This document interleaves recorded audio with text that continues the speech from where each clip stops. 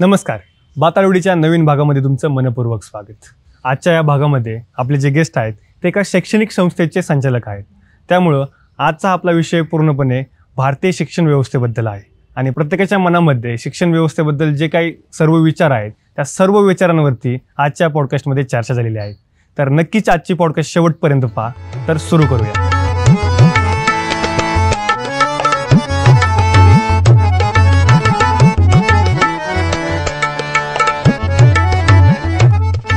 नमस्कार. बाताळवडीच्या नवीन भागामध्ये तुमचं मनपूर्वक स्वागत. आज आपल्यासोबत आहेत अनिकेत चव्हाण, जे धैर्येश्वर विद्या व क्रीडा प्रतिष्ठान या संस्थेचे संचालक आहेत. अनिकेत सर, तुमचं स्वागत आहे आमच्या चॅनल. नमस्कार. अनिकेत सर, सगळ्यात सुरुवातीला तुमच्याबद्दल थोडीशी ओळख करून द्यावी याची माझी विनंती होती. सर्वांना नमस्कार. मी अनिकेत सोपान चव्हाण आणि धैर्येश्वर विद्या व क्रीडा प्रतिष्ठान या नावाने एक शैक्षणिक संस्था आहे. गेली 25 वर्ष या भागातल्या आणि या पंचक्रोशीतल्या विद्यार्थ्यांना शिक्षण देण्याचं काम या संस्थेमार्फत केलं जातं आहे आणि सध्या या संस्थेमध्ये मी संचालक म्हणून जबाबदारी पाहतो आहे. तसं पाहायला गेलं तर माझं शिक्षण माझ्या मते 21-22च्या दरम्यान माझं शिक्षण पूर्ण झालं आणि शिक्षण पूर्ण करून मी भारतामध्ये आलो.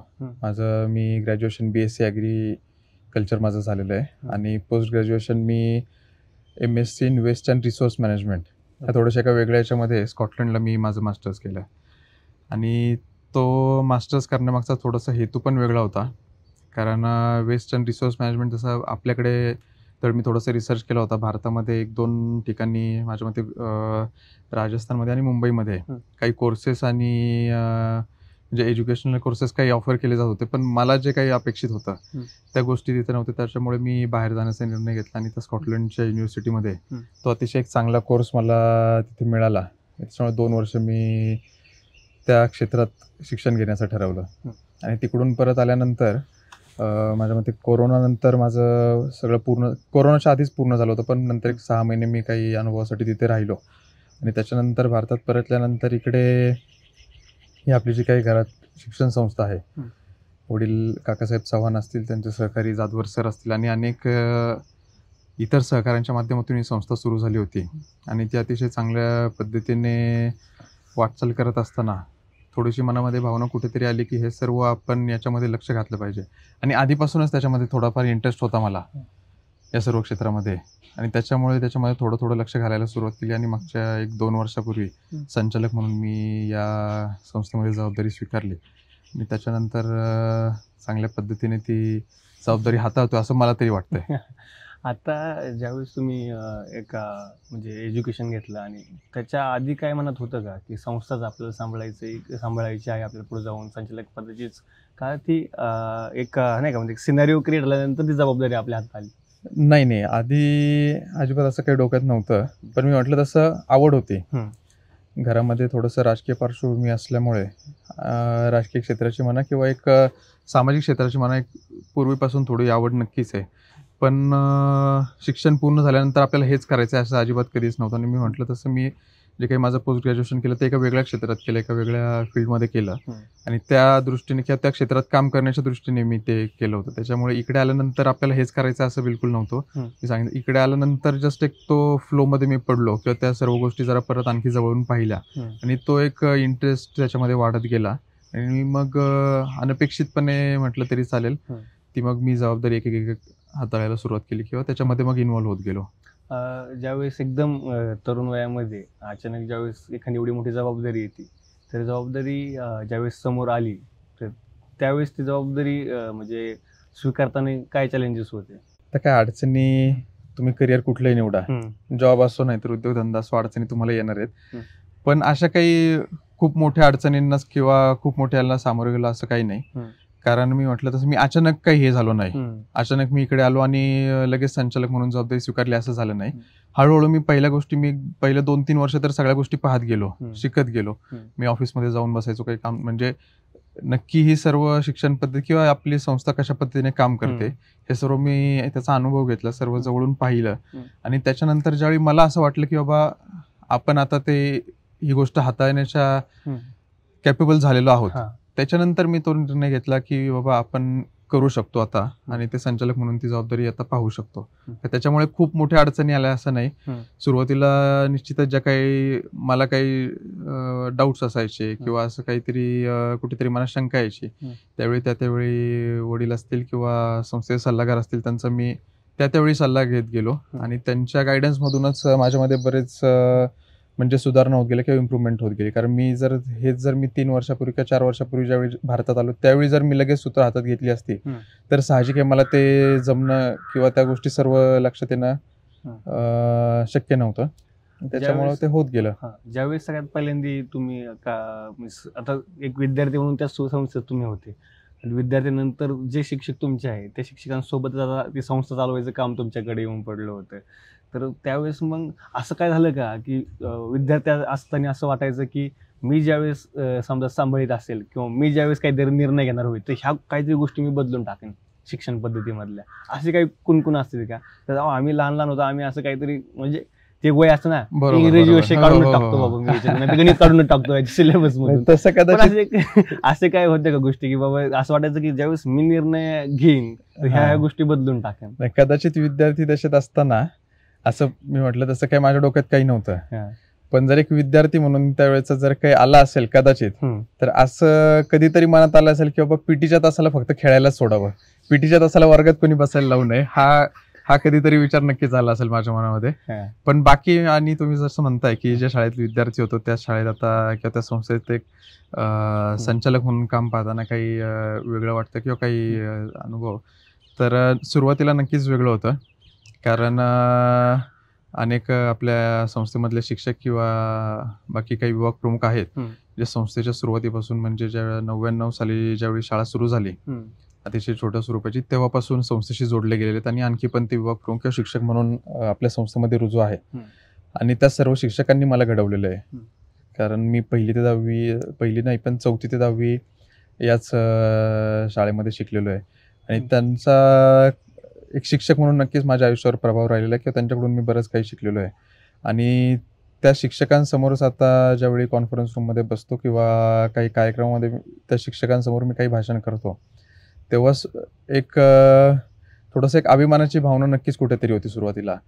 कारण म्हणजे एक उदाहरणार्थ मी जे काही आता शालेय याच्यामध्ये मी वक्तृत्व स्पर्धेत नेहमी भाग घ्यायचो आणि वक्तृत्व स्पर्धेत भाग घेत असताना अनेक शिक्षक होते त्यावेळी, टेकाळे मॅडम असतील, खाडे सर असतील, बाकीच्या अनेक शिक्षकांचं त्यावेळी मार्गदर्शन लाभायचं स्पर्धेत भाग घेत होतो तेव्हा. आणि ते स्पर्धांच्या वेळी ठीक आहे स्पर्धा झाली त्यावेळी बाबा अनिकेत असं बोल किंवा हे मुद्दे तुझ्या भाषणामध्ये आले पाहिजेत अशा सर्व गोष्टी किंवा चर्चा होताना मला आठवतंय. आणि आता जेव्हा 21-22 वर्षानंतर त्यांच्यासमोरच मी भाषण देतो आणि अतिशय चांगल्या पद्धतीने देतो त्यावेळी माझ्याबरोबर त्यांच्या मनात सुद्धा एक अभिमानाची भावना असेल की अरे हा माझा विद्यार्थी आहे आणि ते कुठेतरी एक समाधान मग वाटतं. पण ते सुरुवातीला थोडंसं काही अडचणी किंवा त्यांच्या समोर खुर्चीवर बसताना मला थोडंसं वेगळं वाटायचं. पण परंतु नंतर लक्षात आलं की बाबा एक आपण जबाबदारी म्हणून आता संस्थेमध्ये असणार आहे त्याच्यामुळे अशा काही मनात काही शंका बाळगून चालणार नाही. एक प्रोटोकॉल प्रमाणे गोष्टी पुढे गेल्या पाहिजेत आणि ते मग नंतर आता रुटीन बसलंय. पण सुरुवातीला नक्कीच थोडंफार काही गोष्टींचा अडचणी नाही म्हणता येणार पण कुठेतरी शंका किंवा काही गोष्टींचा अडथळा ठरत होता. आता शिक्षण क्षेत्रात तरुण वयात काम करायची तुम्हाला संधी भेटली, बरेचसे आपण जर बघितलं तर शिक्षण क्षेत्रामध्ये काम करणारे भरपूर जुने लोक आहेत आणि जे तुमच्या आणि आपल्या सगळ्या वयोगटामध्ये लोक आहेत त्यांच्या भरपूर लोकांच्या शिक्षण पद्धतीवरती रोष कायम जाणवतो की शिक्षण पद्धती त्यांना आवडत नाही किंवा सोशल मीडियावरती जरी बघितलं तरी इंडियन एज्युकेशन सिस्टमला भरपूर लोक ट्रोल करतायत. तर तुम्हाला काय तुमचं वैयक्तिक त्याबद्दल काय मत येतं? तसं एका अर्थाने आता बघायला गेलं तर त्यांचा रोष काही पॉईंट ऑफ व्ह्यूने मला रास्त वाटतो. कारण आपल्या शिक्षण पद्धतीमध्ये भारतीय शिक्षण पद्धतीमध्ये अनेक बदल होणं गरजेचं आहे.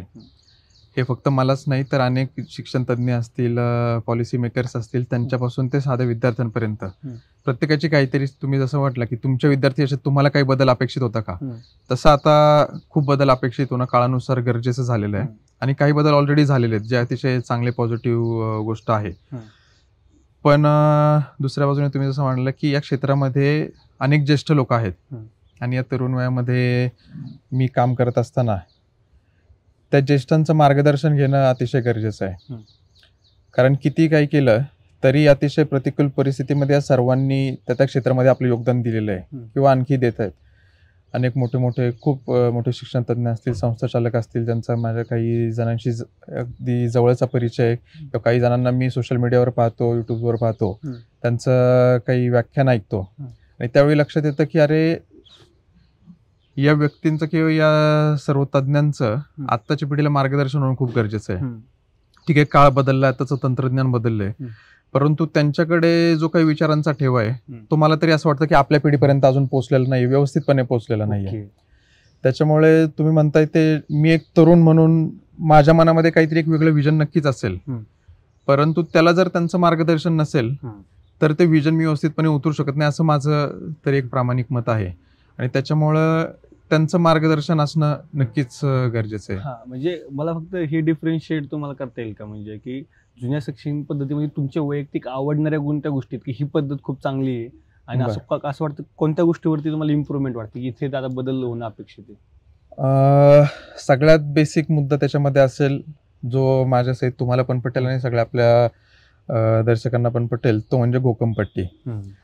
म्हणजे आपलं जे एक शिक्षण पद्धतीत मी ज्यावेळी विद्यार्थी होतो तेव्हापासून आणि ज्यावेळी मी या क्षेत्रामध्ये काम करायला सुरुवात केली तोपर्यंत आणि अजूनपर्यंत मला थोडंसं जी बाब खटकते ती म्हणजे घोकंपट्टी. कारण आपल्याकडे काय होतं की ठीक आहे, परीक्षा आली, तेवढं ते 1-2-3 धडे असतील काय असतील ते किंवा प्रश्नांची उत्तर असतील ती पाठ करायची, त्याच्यापैकी एक 5-6 प्रश्न 4-5 प्रश्न येतात, तेवढी द्यायची, तुम्हाला पासिंग मार्क्स किंवा चांगले मार्क्स पण मिळतात. पण मग याचा एक थोडासा एक निगेटिव्ह परिणाम किंवा निगेटिव्ह इफेक्ट आपण असं म्हणू की ती मुलांना सवय लागते की ठीक आहे आपल्याला हे 5च धडे करायचे आहेत किंवा हे 5-10 प्रश्न करायचे आहेत, आपण पास होऊन जातोय. त्याच्या बाहेर मुलं बघतच नाहीयेत काही, म्हणजे आपण जे म्हणतो की चौकटीच्या बाहेरचं ज्ञान ते मुलं घेतच नाहीयेत आणि त्यांना एक कळून चुकलंय सगळ्या विद्यार्थ्यांना की आपल्याला याच्या बाहेर जायची गरजच नाहीये. मग ते एका कम्फर्ट झोन मध्ये गेलेत आणि मग याच्यामुळे आता कदाचित आपल्याला परिणाम जाणवणार नाही किंवा जाणवत पण असेल आता ऍक्च्युअल फील्डवर गेल्यावर, पण पुढच्या एक 5-10 वर्ष याचा मोठा एक वाईट परिणाम आपल्या सर्व अर्थव्यवस्थेवर किंवा सर्व एकूण देशाच्या याच्यावर होऊ शकतो. कारण मुलं त्याच्या बाहेर विचारच करायला तयार नाही. बरोबर. म्हणजे आताची सध्याची परिस्थिती पण मला असं वाटतं की पुढं बघायची वेळ नाही, आताच ती वेळ आली आहे. जसं की मी आपलं काल बोलता असं म्हटलं की आपल्याला 3 इडियट मध्ये चतुरवर खूप हसतो आपण, पण खरं जर म्हणले तर ऑपॉर्च्युनिटी तुम्ही चतुरलाच देतायत. बाकीचे फार नाही, ज्याला कॅमेरा आवडतोय, दुसरं मला सायन्स आवडतंय, ज्याला प्रयोगावरती काम करायला आवडते रट्टा मारण्यापेक्षा, बाकी राजू आहे, हे तिघांवरती कोणी काम करायचं, वर्गातल्या फक्त चतुर्वरतीच काम करून जर शिक्षक खुश झाले तर कसं होणार. त्याच्यामध्ये फक्त एक मला पॉझिटिव्ह गोष्ट काय वाटते बरं का हरीजी, की तुम्ही म्हणताय तसं एकंदरीत शिक्षण पद्धतीमध्ये चतुर्वर फोकस आहे, पण आता काळ एवढा बदललाय आणि स्पर्धा एवढी वाढली आहे ना की विद्यार्थी एका लेवल नंतर विद्यार्थी असतील किंवा त्याच्यामध्ये पालकांचा पण एक महत्वाचा रोल आहे. पालक पण आतापर्यंत जर तुम्ही एक 5-10 वर्षापूर्वीपर्यंत बघितलं तर पालक करिअर चूज करताना खूप लिमिटेड होते. वकील, डॉक्टर, इंजिनियर, स्पर्धा परीक्षा, शिक्षक याच्या बाहेर जर एखाद्या विद्यार्थ्यांनी काही विचार केला तर त्याला पालकांसोबत बाकीचे इतर शेजारी नातेवाईक पण वेड्यात काढत असतील. बरोबर. पण आता ती गोष्ट थोडीशी बदलली आहे, ती म्हणजे मला एक चांगली गोष्ट वाटते. आता या वेगळ्या करिअरमध्ये तुम्ही जसं म्हणताय फरहान असेल, राजू असेल, यांच्या करिअरला पण चांगला स्कोप आलाय. स्कोप आलाय म्हणण्यापेक्षा ते एक स्वातंत्र्य मिळालंय आणि ते पालकांच्या बाजूने पण मिळाले आणि विद्यार्थ्यांच्या बाजूने पण मिळाले. म्हणजे फॉर एक्झाम्पल मला जर एखादं आता करिअर करायचं झालं तर ते आर्ट्स, कॉमर्स, सायन्स पुरतं मर्यादित नाही राहिलं, त्याच्या बाहेर खूप विस्तारलंय ते.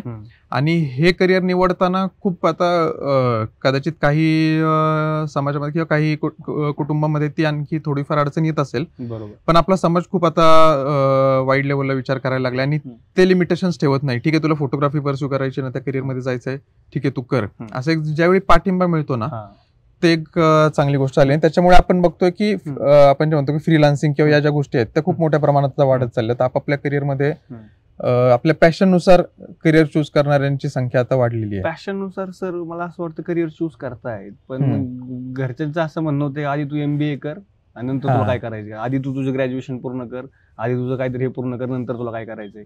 पण तोच जो वेळ आहे तो त्याचा जो चाललाय ते शिक्षणामध्ये, ठीक आहे तो करणं एक वेगळा प्रकार आला, पण शिक्षकांना समजा घरचे मुलगा आणि सगळ्या मुलांना नाही जमत आहे सर. म्हणजे ग्राउंड रियालिटी जर म्हटलं तर सगळ्या मुलांना जमत नाही की सगळे म्हणतात अब्बा नाही मानेगे. 100%. सगळ्यांचे अब्बा ऐकत नाही, तर त्यामुळे तितक्या लोकांचे करिअर थांबतायत ना. समजा चांगले कॅमेरामन आहेत, चांगले चित्रकार आहेत, चांगले संगीतकार आहेत, यांचं करिअर थांबतंय. पण ज्यावेळेस हे जर बदलायचं विचार, तर आता कसं शाळेतल्या शिक्षकांनी सांगितले मार्क, पण शाळेतल्या शिक्षकांची मला असं वाटतं जबाबदारी तितकीच वाढली की नाही त्याला कॅमेरा करून द्या, किंवा ते शोधण्यासाठी आपली शिक्षण संस्था काय करते की आता सगळेजण म्हणतात की पॅशन फॉलो केलं पाहिजे. आपली शिक्षण पद्धती, भारतीय शिक्षण पद्धती सध्या पॅशन मुलांना शोधून देण्यासाठी काय काम करते का? 10वी पर्यंत, 11वी पर्यंत, 12वी पर्यंत. आता तो तसा चर्चेचा विषय आहे. कारण की आता आपण जी आता न्यू एज्युकेशन पॉलिसी आलेली आहे त्याच्यामध्ये आपण ही जी काही चर्चा करतोय त्याच्यावर बऱ्याच काही गोष्टींवर पावलं उचललेली आहेत. ती कदाचित पुढच्या काही वर्षामध्ये त्याची अंमलबजावणी होईल आणि अंमलबजावणीनंतर आपल्याला त्याचा खरा इफेक्ट जाणवेल. आता ती अंमलबजावणी किती चांगल्या पद्धतीने होईल तो पण एक चर्चेचा विषय आहे. कारण त्याच्यावर आपण वेगळ्या कधीतरी निवांत चर्चा करू. पण तुम्ही जे म्हणताय की आता शिक्षण पद्धती या सर्व गोष्टींवर काही विचार करते का, किंवा शिक्षक किंवा संस्था याच्यावर काही काम करतायत का, तर मला असं वाटतं 100% करतायत. प्रमाण काही याच्यामध्ये ग्रामीण भागामध्ये ते कमी असेल किंवा काही शहरी भागातल्या शाळांमध्ये पण काही कमी जास्त प्रमाण असेल, पण प्रयत्न नक्की करतायत. कारण उदाहरण द्यायचं झालं तर आतापर्यंत परीक्षा, शाळेतलं काही गॅदरिंग, क्रीडा स्पर्धा एवढेच कदाचित गोष्टी होत असतील. पण आता तुम्ही जर पाहिलं तुमच्या घरात कोण लहान मुलं असतील किंवा काय, त्याच्या आपण एक्स्ट्रा करिक्युलर ऍक्टिव्हिटीज म्हणतो त्या खूप प्रमाणात वाढत चालल्यात. आणि त्याचा कळत नकळतपणे एक वेगळा इम्पॅक्ट त्या विद्यार्थ्याच्या मनावर होत असतो, त्याच्या जडणघडणीत होत असतो. आणि त्याच्यातली एक पॉझिटिव्ह गोष्ट म्हणून आपण त्याच्याकडे बघू शकतो. ही पहिली गोष्ट. आणि दुसरं, तुम्ही जसं म्हटलं की समाजात अजून पण बऱ्याच गोष्टी आहेत की अब्बा नाही मानेंगे, त्या गोष्टीकडे बघत असताना पण आपण एक पॉझिटिव्ह वेने त्याच्याकडे बघू शकतो की आता ती संख्या आपण म्हणू की 30% म्हणजे ऑलरेडी 70% किंवा 60% फरक पडलेला आहे. बरोबर. ह्या 30% पण पडेल, पण बदल एखादा होत असताना थोडासा वेळ देणं गरजेचं असतं असं मला तरी वाटतं. पुढच्या 1-5-10 वर्षात किंवा याच्यामध्ये तो पण बदल नक्कीच घडेल आणि पुढच्या काळामध्ये करिअर चूज करण्याची जे काही फ्रीडम आहे ते आणखी लोकांना मिळेल. आता करंट सिच्युएशन जसे जर बघितलं की आज मुलं 9वी, 10वी, 11वी पासून 12वी नंतरच्या कॉम्पिटिटिव्ह एक्झामची तयारी करतायत. नीट आणि जेईच्या कोटाला जाऊन ते कॉलेजला रेग्युलर जात नाही, कोटाला जात आहेत, तिथे क्लासेस करतायत. एवढे सगळे करून खूप चांगले पर्सेंटेज घेऊन सुद्धा त्यांच्या एवढं मानसिक बर्डन येतंय सामाजिक आणि बाकीच्या गोष्टींचं की अक्षरशः असं वाटतं की ज्यांनी आत्महत्या केलेले एवढे मार्क होते की त्यांनी काहीही करू शकत होतो. बरोबर. पण जर एवढे चांगले मार्क काढून फक्त थोडं काहीतरी कुठं मेरिट किंवा त्याच्या थोडं मेरिटमध्ये कमी येते म्हणून मुलं फाशी घेत आहेत, तर मुलांना आपण मानसिकरित्या पण तेवढं स्ट्रॉंग करतोय का जेवढं तुम्ही फक्त म्हणजे नीटच्या मार्कासाठी तुम्ही तयार करताय, डॉक्टरेटच्या ऍडमिशनसाठी तुम्ही तयार करतायत, पण आयुष्य जगण्यासाठी तुम्ही त्याला तयार करतायत का? जर तो इतक्या लवकर मानसिक खच्चीकरण त्याचं होतोय आणि तो अक्षरशः दरवर्षीची सर गोष्ट फिक्स नाही होते. तुम्ही आज नीटचा रिझल्ट लागून जर उद्या जर आत्महत्या नाही, असं कधी झालं नाही.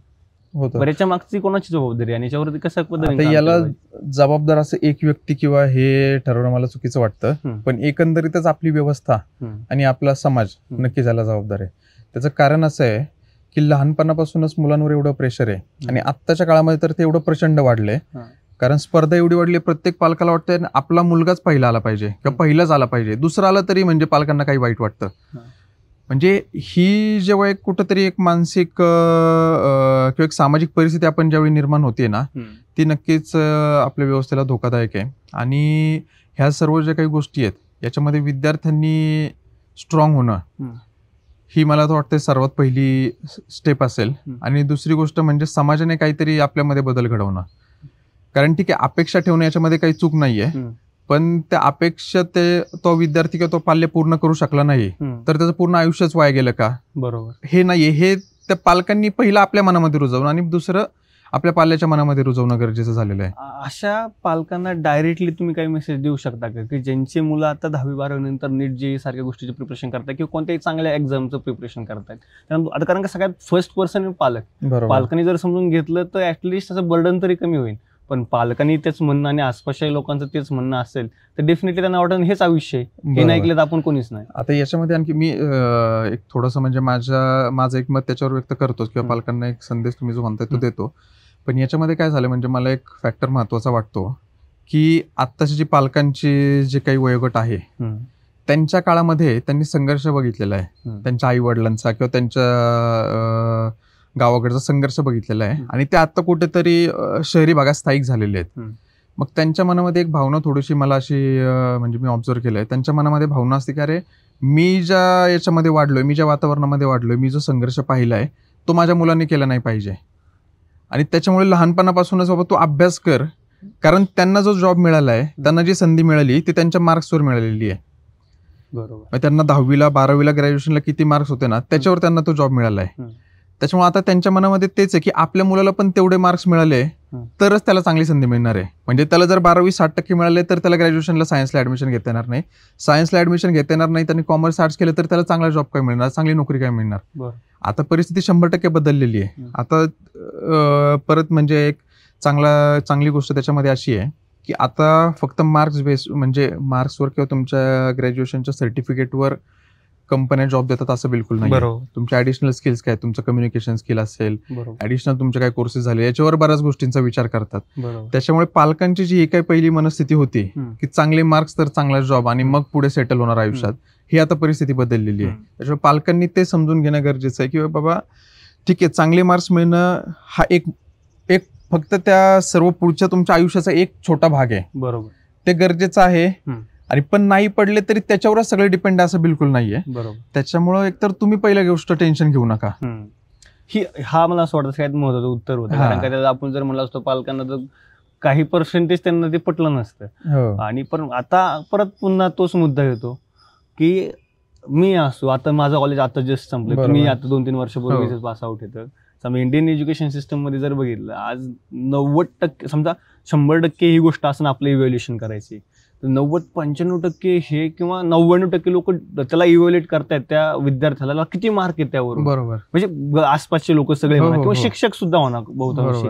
मग तुम्ही जर तो एक खूप चांगला प्रश्न आला काल आपल्याला की तुम्हाला विचारण्यासाठी की 1च तास देऊन तुम्ही ऑलिम्पिकची मेडल कसे ऍक्सेप्ट करतायत.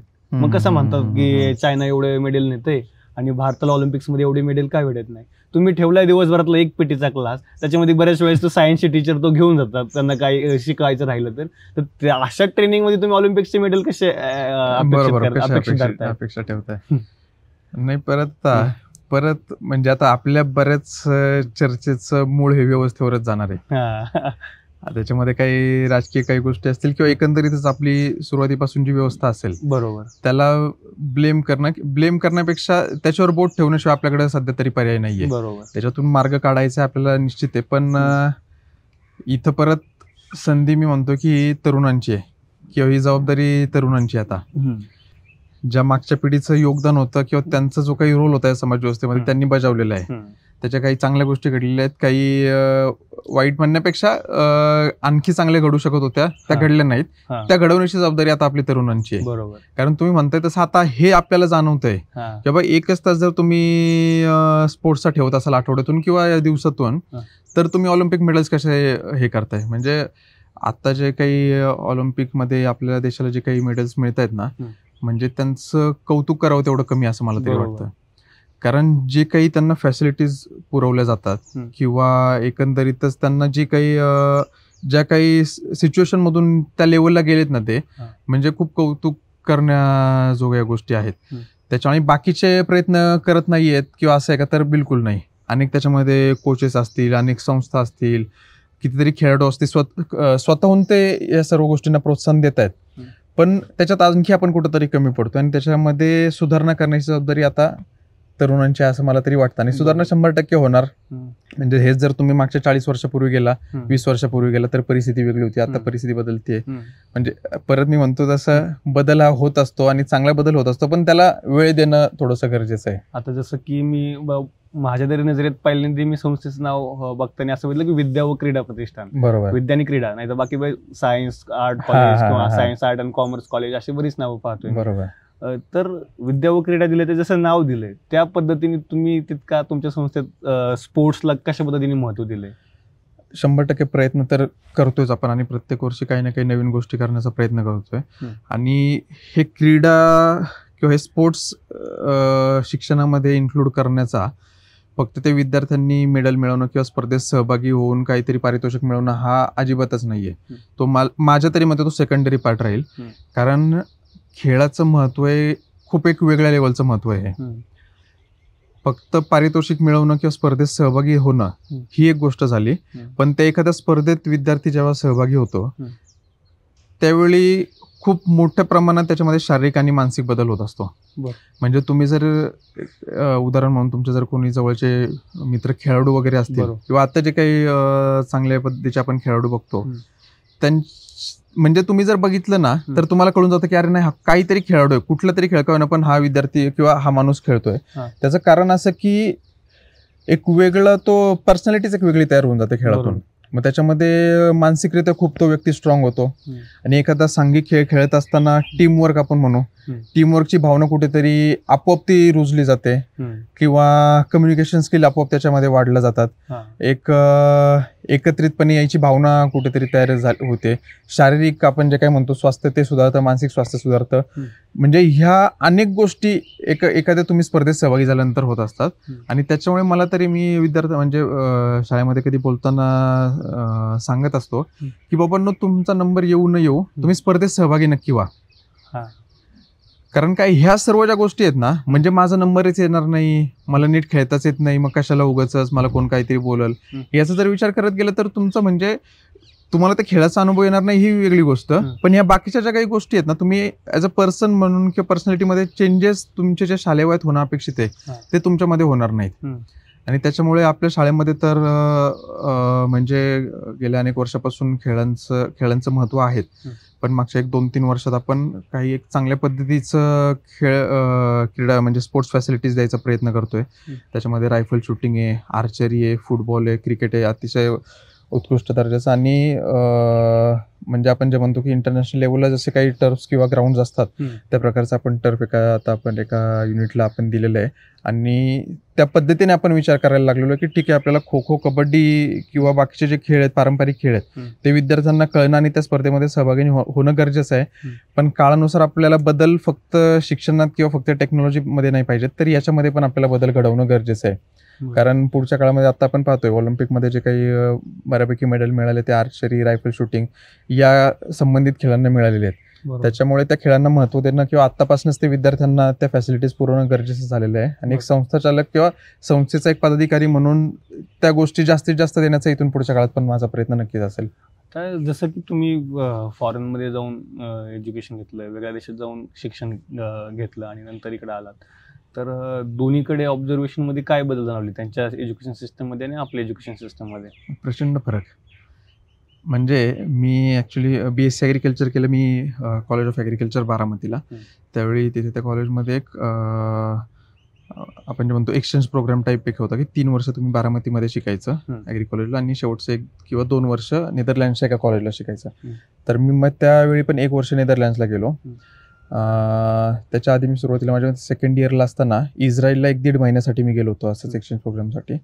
आणि त्या दोन्ही वेळा मला म्हणजे ज्यावेळी मी पहिल्यांदा गेलो त्यावेळी मला एवढा फरक जाणवला ना की म्हणजे ते एकदम ओव्हरवेल्मिंग होतं माझ्यासाठी. मी म्हटलं तसं मला एक क्षेत्रामध्ये आधीपासून इंटरेस्ट होताच आणि त्याच्यामुळे मी ज्यावेळी तो स्वतः बदल अनुभवला ना की अरे मला वाटलं नाही, आपल्याकडे काहीतरी व्हायलाच पाहिजे, बदल व्हायलाच पाहिजे, नाही तर आपलं पुढच्या पिढीचं अवघड आहे.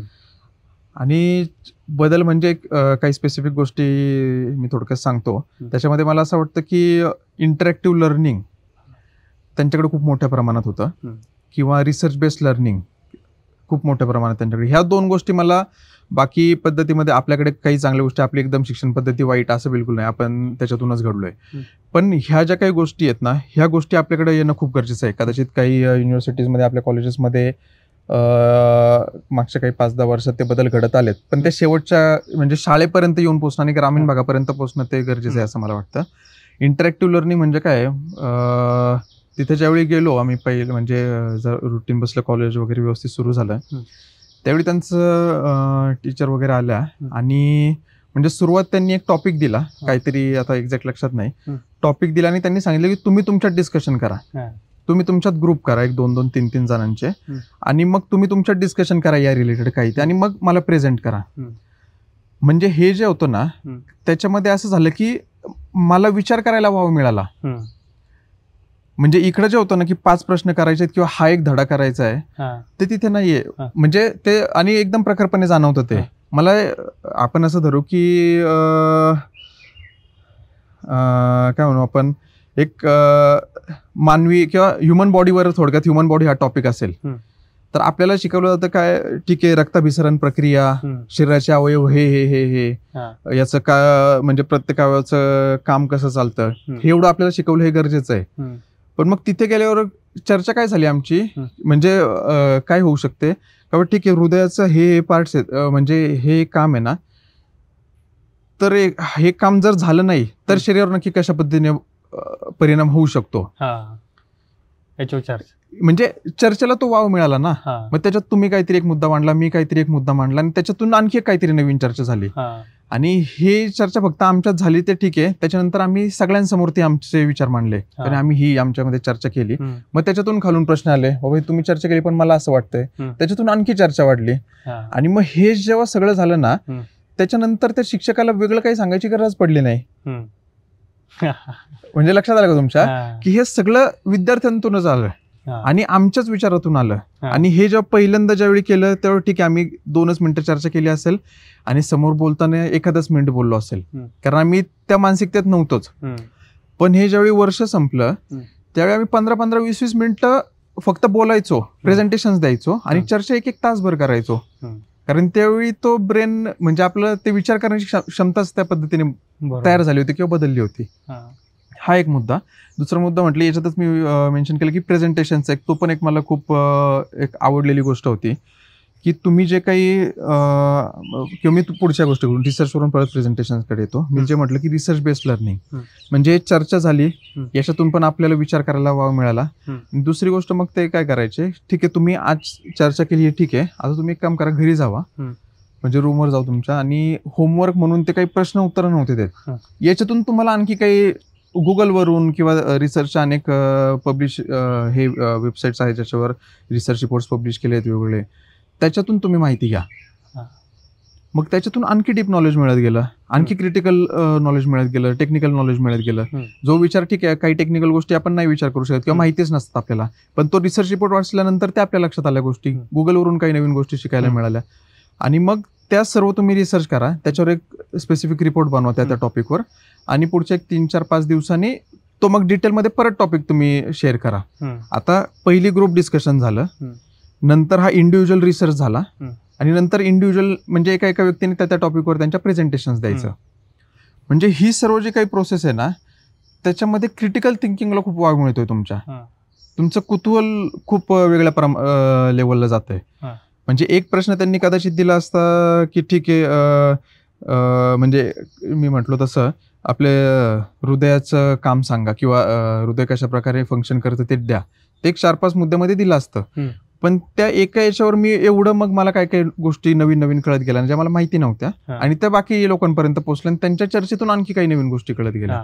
म्हणजे ह्या 2 गोष्टी ना मला खूप म्हणजे आपल्या शिक्षण पद्धतीने तिकडे फरक जाणवतो. आणि माझी एकदम अशी तळमळीची इच्छा आहे की ते आपले जास्तीत जास्त आणि लवकरात लवकर सर्व शाळांमध्ये, कॉलेजेसमध्ये ह्या गोष्टींचं इम्प्लिमेंटेशन व्हावं. कारण नुसतं पाठ्यपुस्तकी किंवा पुस्तकी अभ्यासावर काही नाहीये, हे आता सगळ्यांना कळलेलंच आहे. त्याच्यामध्ये काही बदल होत आहेत, मी म्हटलं तसं त्या गोष्टी चांगल्या आहेत, पण हे एकदम खालच्या लेवलपर्यंत किंवा प्रत्येक शेवटच्या विद्यार्थ्यापर्यंत या गोष्टीचं इम्प्लिमेंटेशन होणं मला तरी गरजेचं वाटतं. आणि हे फरक मेजर 2 फरक, तसे आणखी काही असतील, पण हे मेजर 2 फरक मला खूप जाणवतात. अभ्यासक्रम ज्यावेळेस आपला बघतोय, म्हणजे मी जे इतिहासाचं पुस्तक वाचलंय बहुतांश वर्षानुवर्ष तेच इतिहास तर बदलणार नाही, पण सायन्सचं पुस्तक, सायन्स तेवढं जास्त डेव्हलप होत चाललंय. मी जे वाचलंय ते वर्षानुवर्ष तेच पुस्तक आहे किंवा त्याच काहीतरी गोष्टी त्याच पद्धतीने चालल्यात पुढं. आता जसं म्हणतो की पुढची पुढं आपल्यापेक्षा खूप जास्त हुशार निघत चालली, म्हणजे ज्या आपल्याला गोष्टी 5वी, 6वी, 8वी, 10वीला कळत होत्या त्यांना त्या 1ली, 2रीतच कळत आहेत. तर मग या हुशार पिढीच्या लेवलचा आपण अपग्रेडेड पुस्तकं आणली आहेत का? आणि हा पण एक कायम चर्चेचा विषय राहिला आहे शिक्षण संस्थेमध्ये की आपला जो सिलेबस तो अपग्रेडेड नाही, आपण अपग्रेड केला नाही वेळोवेळी. तर त्याबद्दलची काय परिस्थिती? त्याच्याबद्दल पण म्हणजे एक चांगली गोष्ट मला सांगायला हे होईल की तो बदल घडतोय ऑलरेडी. अनेक शिक्षण संस्था असतील त्या काही स्वतःचा सिलेबस डेव्हलप करतायत, अनेक शिक्षक असतील स्वतःचा सिलेबस डेव्हलप करतायत, बालभारती किंवा बाकी आपलं जे काही शिक्षण मंडळ आहे ते पण त्या दृष्टीने पावलं उचलतंय. पण तुम्ही ज्या काही गोष्टी म्हणता की इतिहास असेल किंवा सायन्सच्या काही गोष्टी असतील त्या काही बेसिक गोष्टी आहेत किंवा इतिहास हा कळणं गरजेचं आहे. त्याच्यामध्ये काही सुधारणा किंवा काही मागच्या काळामध्ये काही बाबा अनावधानाने काही चुकीच्या गोष्टी पाठ्यपुस्तकातून गेल्यात का याच्यावर पण त्यांचं काम बालभारती किंवा बाकी सर्व संस्थांचं चालू असतं. पण हे सर्व होत असताना परत याच्या काय होतं, हा परत एक वेगळा पाठ झाला पाठ्यपुस्तकाचा किंवा हे ते गरजेचं आहेच, पण त्याच्याबरोबर काही ऍडिशनल गोष्टी देणं गरजेचं आहे का, तर 100% गरजेचं आहे. आणि ते काम मग शिक्षण संस्थेचं किंवा शिक्षकांचं जबाबदारी येते.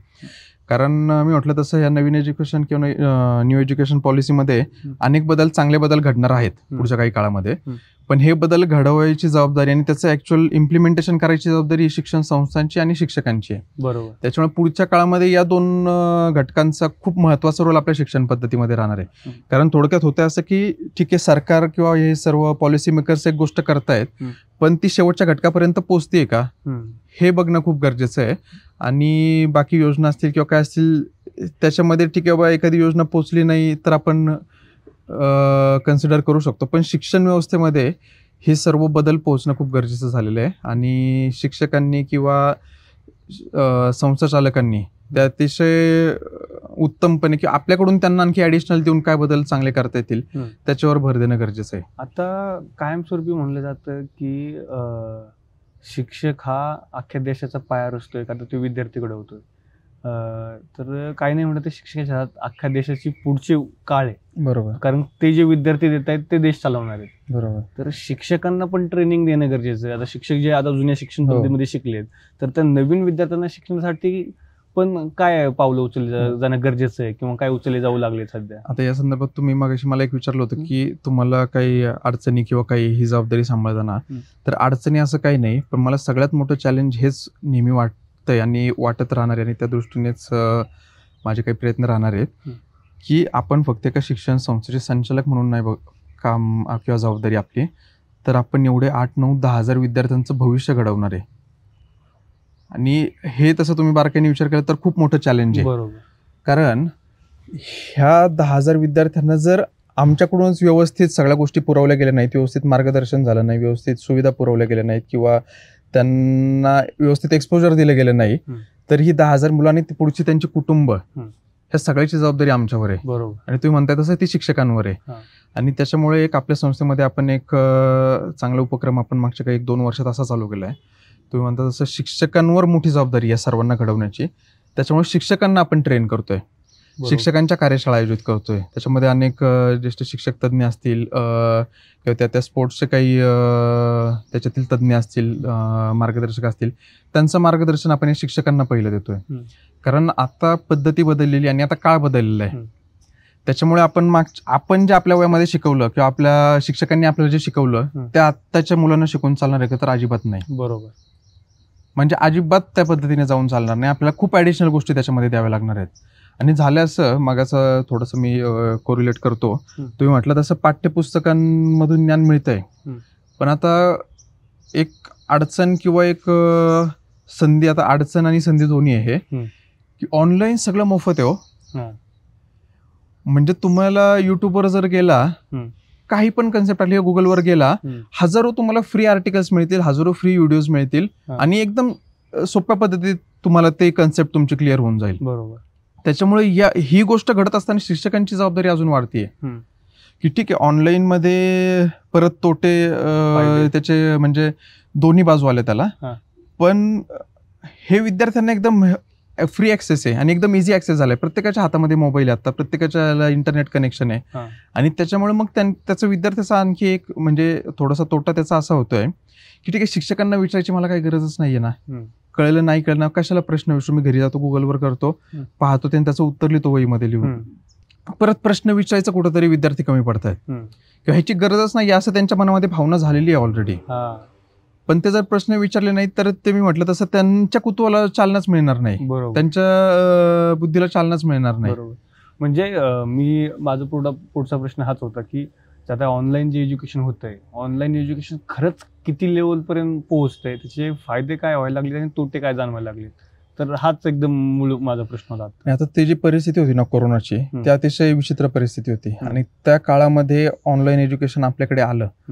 मी फक्त म्हणतोय 5 ते 60% शाळांमध्ये एकदम चांगल्या लेवलच्या किंवा प्रायव्हेट शाळांमध्ये ऑनलाईन एज्युकेशन किंवा ह्या गोष्टी सर्व ॲप थ्रू किंवा ते ब्लॅकबोर्ड थ्रू वगैरे एज्युकेशन चालू होतं.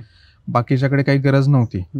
पण ती एक चांगली गोष्ट घडली की ग्रामीण भागातल्या शिक्षकांना पण ती सिस्टीम अनुभवायचा हे आला, म्हणजे त्याचा अनुभव आला. आणि विद्यार्थ्यांपर्यंत किंवा पालकांपर्यंत पण ती एक ॲडव्हान्स टेक्नॉलॉजी म्हणून आपण ती पोहोचली. हा चांगला पॉईंट झाला. पण त्याचा दुर्गामी परिणाम असा झाला की विद्यार्थ्यांच्या हातामध्ये मोबाईल आला आणि त्या 2-3 वर्षानंतर त्या विद्यार्थ्यांना किंवा पालकांना असं वाटायला लागलं की अरे नाही, मोबाईल म्हणजे ती एक बेसिक नीड वाटायला लागली विद्यार्थ्याच्या हातात. त्याच्यामुळे जर तुम्ही पाहिलं ना की शहरी भागामध्ये लहान म्हणजे 2री-3रीच्या विद्यार्थ्याकडे मोबाईल असतो. मी मागे एकदा म्हणजे पुण्यातच कुठेतरी होतो, हॉटेलला बसलो होतो का, आणि शेजारी किती 7-8वी-9वीची मुलं असतील, कोणाचा तरी वाढदिवस होता. प्रत्येकाच्या हातामध्ये आयफोन किंवा चांगल्या त्या क्वालिटी म्हणजे महागडा मोबाईल होता. म्हणजे मी विचार केला की म्हणजे आपला समाज काय कुठे चाललाय नक्की. ठीक आहे, त्याचे फायदे आहेतच, इमर्जन्सी असेल किंवा बाकी काही गोष्टीमध्ये त्या डिव्हाइसचा फायदा होतोय का, तर होतोय. पण मग आपलं पालकांचं त्याच्यावर लिमिट आहे का. ठीक आहे, बाहेर जाताना तो बाहेर गेलाय, त्याला परत येताना उशीर होतोय, काय करतो त्याच्यासाठी फोन करायला म्हणून कदाचित दिला पण असेल, कदाचित तसं असेल. पण मग तो घरी गेल्यानंतर तो ड्रॉवरमध्ये ठेवून देणार आहे का मोबाईल, किंवा पालकांकडे देणार आहे का, तर नाही देणार, हे मला पण माहिती आहे. मग हे सर्व गोष्ट होत असताना ऑनलाईन एज्युकेशन आपण ज्यावेळी म्हणतो ना, त्याच्यावेळी टेक्नॉलॉजी विद्यार्थ्यांपर्यंत पोहोचली, शिक्षकांपर्यंत पोहोचली, ग्रामीण भागात पोहोचली चांगली. आता परत दुसरा मुद्दा की ग्रामीण भागात त्या कोरोना काळामध्ये किती चांगल्या प्रकारे ऑनलाईन एज्युकेशन झाले, तुम्हाला वेगळं काही सांगायची गरज नाही. बरोबर. ग्रामीण भागात नाही, निमशहरी भागामध्ये आमच्या शाळेमध्ये अडचण आम्हाला अशी आली सुरुवातीला, एका घरामध्ये एकच मोबाईल, विद्यार्थी 3, शाळेची वेळ तर एकच. मग ते काही ऑनलाईन झूम क्लासेस वगैरे व्हायचे, त्यावेळी कुणी शिकायचं, तुम्ही शिकायचं, मी त्याच्यावर ऑनलाईन क्लासला हजेरी लावायची का तिसऱ्या मुलांनी लावायची. म्हणजे ह्या अडचणी होत्याच ना, आणि अजून पण आहेतच. पण प्रमाण त्याचं काही टक्क्यामध्ये कमी झालं किंवा त्याच्यानंतर मग पालकांनी ठीक आहे 5-6 महिने ऍडजस्ट केल्यानंतर नाही आलं किंवा त्यांना मोबाईल दुसरा घ्यावा लागला. पण तो 2रा-3रा मोबाईल आला ना, आणि तो 2रा मोबाईल आला, तो पालकांकडे नाही गेला, तो विद्यार्थ्यांकडे गेला. त्याच्यामुळे मी म्हटलं तसं एवढं फ्री आणि इझी ऍक्सेस झालाय सगळ्या गोष्टींना, त्याच्यातून मग सगळ्या चांगल्याच गोष्टी आपल्या मुलांना मिळतात का, ह्याच्याकडे लक्ष आहे का कुणाचं. बरोबर. आता म्हणजे कदाचित काही पालकांचं लक्ष आलं किंवा या सगळ्याच गोष्टीमध्ये मला पालकांना दोष द्यायचा नाहीये. शेवटी आता आपण जर ग्रामीण भागामध्ये गेलं किंवा शहरी भागामध्ये आलं, आई वडील दोघं पण जॉब करतात, दिवसभर जातात, मुलाकडे लक्ष नाही देऊ शकत, ती त्यांचं एक अडचण आहे. पण हे देणं गरजेचं झालेलं आहे. जसं की मी तुम्हाला म्हणलं की आमचे जसं सहकारी मित्र आहेत अजय पवार, त्यांनी एक लय महत्वाचा मुद्दा एक दिवस म्हटला की म्हणलं आपण ह्या क्षेत्रात काम करतो, जिथे की आपण व्हिज्युअल्स बनवतोय, असं कॉन्टेंट बनवतोय जे की लोक जाऊन ऑनलाईन बघणार आहेत. बरोबर. तर म्हणले ते म्हणलं खरंच इतकी जास्त गरज आहे का की दिवसभरात तुम्ही मॅक्सिमम टाइम तिथंच येतं, म्हणजे खऱ्या जगापेक्षा जास्त वेळ तुम्ही त्या फोनमध्ये येतं. परत जर विद्यार्थ्यांना तुम्ही जर ते देतायत, मोबाईल देतायत, तर त्याला ती चालवायची माहिती आहे का, म्हणजे असं टेक्नॉलॉजिकली वापरायचा विषय नाही. ते म्हणले की गाडी चालवायला त्यांनी त्याच्या भावाचं उदाहरण दिलं की म्हणले जर माझा भाऊ आहे, तो त्याला मी हायवेला गाडी चालवायला देईन का आता नाही देणार, कारण का तर आता तो त्याच्या कॅपेबल नाही आहे. तर तसंच आहे. मग त्यांनी तेच गोष्ट मला एकदा रिमाइंड करून दिली की मोबाईल चालवण्यासाठी समजा ठीक आहे, लेक्चर बघण्यापुरता मोबाईल आहे, एखादं ऑनलाईन आहे म्हणून ठीक आहे तेवढं, पण नंतर मोबाईल कॅरी करून सोबत हाताळण्यासाठी तो तयार झालाय का, कारण का त्याच्यामध्ये सगळंच आहे, त्याला जे गरजेचं आहे जे नाही गरजेचं, म्हणून त्यासाठी तो ट्रेन नाही ना, काय घ्यायचं आणि काय नाही घ्यायचं. त्यामुळे इन्फ्लुएन्स खूप वाढलाय मुलांचा. आणि तुम्ही म्हणता तसं आहे ना, सगळ्यात आताच्या पिढीचं एक अँगल मला तर दुर्दैव म्हणून वाटतं की त्यांच्या पुढे एवढा कंटेंट आहे ना, एवढा म्हणजे इंस्टाग्रामवर गेलं रील्स आहेत, फेसबुकवर गेलं काहीतरी पोस्ट आहेत, युट्यूबवर गेलं काहीतरी व्हिडिओज आहेत, म्हणजे एवढं प्रचंड त्यांना भेटतंय ना की त्याच्यातलं तुम्ही म्हणता तसं चांगलं काय आणि वाईट काय हे ठरवायचं त्यांचं कॅपॅसिटीच नाही आत्ताच्या वयामध्ये. आणि ती त्यांच्यामध्ये जागरूकच होत नाहीये ती कॅपॅसिटी, किंवा तयारच होत नाहीये. कारण पालकांना प्रत्येक गोष्टीमध्ये लक्ष देणं होत नाही, पालकांनी त्याच्यामध्ये लक्ष घालणं गरजेचं आहे. पण एखाद्या समज एक रील आली, एखादी काहीतरी आपण म्हणू की त्याच्या वयानुसार ती योग्य नाहीये, पण त्याच्या समोर आली ती, त्याला टोकणार किंवा अडवणार कोणी नाहीये, तो ती बघणारच आहे आणि बघून पुढे जाणार आहे. पुढचं काही चांगली वाईट आहे माहित नाही. आणि आता तर मला तर असं वाटतं उलट झालंय, चांगल्या कंटेंटला व्ह्यूज कमी आहेत बघा. म्हणजे माझं तर एक थोडंसं ऑब्झर्वेशन असं आहे, चांगल्या कंटेंटला व्ह्यूज कमी आहेत, बाकी तुम्ही बाकीच्या गोष्टीला किंवा एंटरटेनिंग गोष्टीला व्ह्यूज खूप आहेत. मग हे कंटेंट देताना पण कंटेंट क्रिएटर्स किंवा इन्फ्लुएन्स आपण जे म्हणतो किंवा सेलिब्रिटीज म्हणतो त्यांचा खूप मोठ्या प्रमाणात इन्फ्लुएन्स या युथवर होत असतो. आपण किती काही म्हटलो तरी म्हणजे छोटी आता गोष्ट मला न पटणारी एक जी वाटते ती म्हणजे हे जे काही पानपराग किंवा या गोष्टींचं जे काही ॲडव्हर्टाईज करतात सेलिब्रिटीज, त्याचं आपल्याला असं वाटत असेल नाही ठीक आहे ते कमर्शियल आहे किंवा ते एक ॲडव्हर्टाईज याचा असा किती काय परिणाम होतोय, पण खूप मोठा परिणाम त्याचा मुलांवर होत असतो. कारण ते एक आयडल म्हणून त्या व्यक्तीकडे बघत असतात आणि मग अरे तेच करतायत तर मी केलेलं काय वाईट आहे, मग ते करतायत तर मी का करू नये. बरोबर. म्हणजे हा एक पार्ट झाला फक्त. म्हणजे आज मुलांना जसं की सिगरेट कूल वाटायला लागलं. कुठे मुलं मुली सगळ्यांना ते कूल वाटायला नॉर्मल, म्हणजे ते चुकीचं पण आता ते कल्चर झालंय की म्हणजे आयटी मध्ये तर मला असं वाटतं आयटी सेक्टरमध्ये एखादं सिगरेट जर स्मोकिंग वगैरे करत नसेल ना तर तो असं वाळीत टाकल्यासारखं त्याला असं एक फील येत असेल. बरोबर बरोबर. म्हणजे ते उगाच ते आपण जे गिल्ट किंवा ते पिअर प्रेशर म्हणतो ना ते तयार होत असेल. बरोबर. आणि ते एकदम म्हणजे चुकीच्या दिशेने चाललं. म्हणजे ते म्हणतात ना की सोशल मीडिया पहिलं कसं होतं की समजा खोटी गोष्ट लय लोकांनी बोलली तर ती खोटी नसते राहत. मग तसंच होतंय सोशल मीडियावर जर एवढे लोक बघताय त्या क्रिएटरला आणि मग तो जर ती गोष्ट केली तर मग काय खराब नाही. आणि त्याच्यामध्ये तेच झालंय की चांगला कंटेंट 20% आहे, बाकी त्यातला 80% म्हणजे गरजेचा नसणारा कंटेंट असं मला तरी वाटतं. आणि त्याच्या चुकीच्या गोष्टी, खोट्या गोष्टी, फेक न्यूज वगैरे ह्या गोष्टी वाढण्याचं कारण हेच आहे ना. आपण जे म्हणतो की माइंडफुलनेस आपण जो म्हणतो की त्याच्याकडे काय चांगलं आहे काय वाईट आहे ना ते आपल्याला कळलं पाहिजे आणि ते माइंडफुली स्क्रॉल केलं पाहिजे. आपण रील बघताय ते बघू नका असं म्हणणारच नाही मी, की ते आता शक्य पण नाहीये. ते बघा पण तुम्ही तो कंटेंट ऍब्झॉर्ब करताना कंटेंट घेताना ते माइंडफुली घ्या. म्हणजे बरोबर. आता कारण का आता जर तुम्ही सांगत बसले ना सर की समजा आपण की म्हणत बसलो की मोबाईल वापरू नका, मोबाईलचे दुष्परिणाम अशा आहेत, मोबाईल हे होणार नाही. तुम्हाला हेच शिकवावं लागेल की मोबाईल कसा वापरावा. हा आणि म्हणजे त्या मताचं मी नाहीच आहे की मोबाईल वापरू नका असं म्हणू शकत नाही मी, कारण मला 24 तास मोबाईल लागतोय. कारण बाकीच्या सगळ्या गोष्टी फायदे आहेतच ना, पण ह्या आपल्याला विद्यार्थ्यांच्या दृष्टीने किंवा तरुणांच्या दृष्टीने हे मला महत्वाचं वाटतं की तो कसा वापरला गेला पाहिजे, त्याचा उपयोग कसा गेला पाहिजे. आणि लहान मुलांच्या संदर्भात पालकांचं लक्ष असणं गरजेचंच झालेलं आहे. कारण खूप वेगवेगळ्या गोष्टी ऐकायला बघायला भेटतात, ते बघून असं वाटतं की नाही अरे काय हे खूप चुकीचं होतंय. आणि याच्यावर ठीक आहे शिक्षक लक्ष ठेवतात पण शिक्षक शाळेत मोबाईल नसतोच ना. शिक्षक सांगतील मोबाईल वापरू नका किंवा कमी वापरा एवढंच सांगतील शिक्षक, पण ज्यावेळी तो घरी असतो त्यावेळी तो काय मोबाईलवर बघतोय, काय कंटेंट घेतो किंवा काय नक्की त्याचं चाललंय ह्याच्यावर पालकांचं लक्ष पाहिजे असं मला तरी वाटतं. आता शिक्षण हा शब्द किंवा शिक्षण व्यवस्था हा जर ज्यावेळेस शब्द वापरतो ना तर समजा 10 लोकांच्या समोर बसून जर मी विषय काढला चर्चेसाठी तर प्रत्येकाचं असं असतं की शिक्षणाचा बाजार झालाय. खरंच शिक्षणाचा बाजार झालाय का? एक शिक्षण क्षेत्रात काम करणारा एक पदाधिकारी म्हणून किंवा एक काम करणारा एक व्यक्ती म्हणून मला पण काही अँगलने ते वाटतं की नक्की शिक्षण क्षेत्राचा बाजार झालाय, पण त्याला पण परत काही व्यवस्था जबाबदार आहे. म्हणजे ते हा जो कमर्शियल प्रकार झालाय ना त्याला हे तुम्ही जसं म्हणता ते कोटा वगैरे तिकडे गेलं म्हणजे घरं कमी आणि क्लासेस जास्त आहेत. बरोबर. पण याला हे क्लासेस जास्त होण्याचं कारण काय? पालकांच्या अपेक्षा. बरोबर. पालकांच्या अपेक्षा काय तर समाज.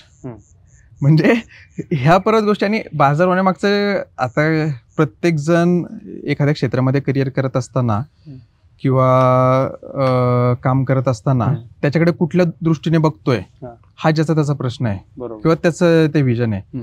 म्हणजे उदाहरणार्थ जर आता आपल्या शाळेशी तुमचा काही संबंध आहे किंवा तुम्हाला बाकी सगळं बॅकग्राऊंड माहिती आहे किंवा अशा अनेक संस्था मला माहिती आहेत किंवा शिक्षण संस्था एवढी मोठी महाराष्ट्रातली शिक्षण संस्था आहे, कर्मवीर भाऊराव पाटील असतील, त्यांनी म्हणजे काय भावनेतून आणि काय परिस्थितीत त्या शाळा सुरू केलेल्या आहेत. प्रत्येक ग्रामीण भागामध्ये शाळा पोहोचलेली आहे. आणि आता जे काही मोठे व्यक्ती तुम्ही बघताय महाराष्ट्राच्या राजकारणात असतील, सामाजिक क्षेत्रात असतील, उद्योग व्यवसायात असतील, त्यातले मला तर असं वाटेल की 90% व्यक्ती हे शिक्षण संस्थेतून वरती आलेले आहेत. म्हणजे एवढं मोठं कार्य आहे त्यांचं, एवढं मोठं व्हिजन त्यांचं आहे. त्यांना कदाचित नंतर वाटलं नसेल का अरे आपली प्रत्येक गावामध्ये शाळा आहे, प्रत्येक जिल्ह्यामध्ये शाळा आहे. कमर्शियलायझेशन किंवा आपण जे म्हणतो बाजारीकरण ते त्यांना करता आलं असतं ना, अगदी सहज अजून पण करता येऊ शकतं, पण त्यांचं व्हिजनच ते नाहीये. म्हणजे हा मुद्दा खूप महत्वाचा आहे की त्या क्षेत्रामध्ये काम करत असताना तुम्ही व्हिजन काय ठेवताय. मी जसं म्हटलं तसं मी काम करतोय तर मला अडचणी काही नाहीत, पण मला चॅलेंज खूप मोठं आहे की मी 10,000 विद्यार्थ्यांना घडवतोय, त्यांचं कुटुंब पुढचं पिढी मला घडवायची आहे. आणि हे व्हिजन ठेवल्यामुळे मी कायम विद्यार्थी केंद्रितच विचार करतो. बरोबर. पण याच्यामध्ये दुसरी बाजू पण आहे. ठीक आहे, आहेत ना, लोकसंख्या आपली एवढी आहे, शहरीकरण एवढं वाढत चाललंय, कॉम्पिटिशन एवढी वाढत चालली, प्रत्येकाला चांगल्या कॉलेजला ऍडमिशन पाहिजे, म्हणजे तिथली फी लाखोंच्या घरामध्ये असते. बरं, ते द्यायला आपणच तयार होतोय ना, आपणच तयार घ्या फी, पण मला ऍडमिशन द्या, कारण हे भेटल्याशिवाय, या कॉलेजमध्ये ऍडमिशन भेटल्याशिवाय मला जॉब मिळणार नाही चांगला. ही आपणच व्यवस्था तयार केली आहे ना. मग त्यामध्ये जे काही ते संस्था जे काही चालवत आहेत, जे काही किंवा ग्रुप्स किंवा कंपनी जे काही इन्व्हॉल्व आहेत, त्यांनी ते विजन ठेवलं असेल कदाचित. म्हणजे आता त्याच्यामध्ये मला बाजारीकरण झालंय का झालंय, पण त्याच्यामध्ये तुमचं विचार, मी त्यांना दोष देऊ शकत नाही ना की अरे तुम्ही असं का करताय. बरं ठीक आहे, विचारू शकतो किंवा तुम्ही असं नाही असं करा, पण असं का करताय किंवा करू नका असं सांगणार मी कोण. आता समजा आपण असं म्हणतो जसं बाजारीकरणाचं, मग आपण याला ज्या संस्था आहेत सगळ्या, समजा गव्हर्नमेंट नॉन गव्हर्नमेंट जेवढ्या संस्था आहेत त्या जर एवढ्या सगळ्या फी घेत आहेत किंवा विद्यार्थ्यांचा अख्ख्या वर्षभराचा वेळ घेत आहे किंवा 10वी-पर्यंत 12वी-पर्यंत म्हणतात 8-10 वर्ष ते याच्यात शिकतायत, तर मला एक सांगा की मग एवढं जर शिक्षण त्यांचं मुलांचं विद्यार्थ्यांच्या शाळेत होतंय, मग जाऊन पुन्हा जाऊन एवढे क्लासेस सुरू करण्याची गरज का पडते. एवढे सगळं प्रत्येक विद्यार्थ्याला प्रत्येक गोष्टी प्रायव्हेट क्लासेस येतात, प्रायव्हेट क्लासेसचं मग रिक्वायरमेंट का पडते. जर एवढं आता ज्या कॉलेजला ऍडमिशन घेण्यासाठी 10वीला मर अभ्यास करतात, मग तिथे जाऊन नाही भेटलं तर डोनेशन देऊन ऍडमिशन घेतात, मग ऍडमिशन घेऊन परत त्या कॉलेजला जातच नाही, परत जाऊन क्लास लावतात. आता त्याच्यामध्ये फक्त मी मागचा थोडंसं एक माझा मागच्या प्रश्नाचा थोडासा संदर्भ किंवा ते थोडंसं क्लिअर करतो की आता हे सर्व ह्या गोष्टी होत असताना किंवा आपण जे म्हणतो बाजारीकरण होत असताना मी सगळ्या संस्थांना किंवा सगळ्यांना दोष देणं पण मला योग्य वाटत नाहीये. कारण काय, अशा अनेक माझ्या माहितीतल्या किंवा मी ज्या बघतो संस्था, ते फीज वगैरे घेतात, पण त्या पद्धतीच्या फॅसिलिटीज किंवा त्या पद्धतीचं सगळं तिथं भौतिक वातावरण किंवा एकंदरीत सगळ्या गोष्टी प्रोव्हाइड करत असतात ते.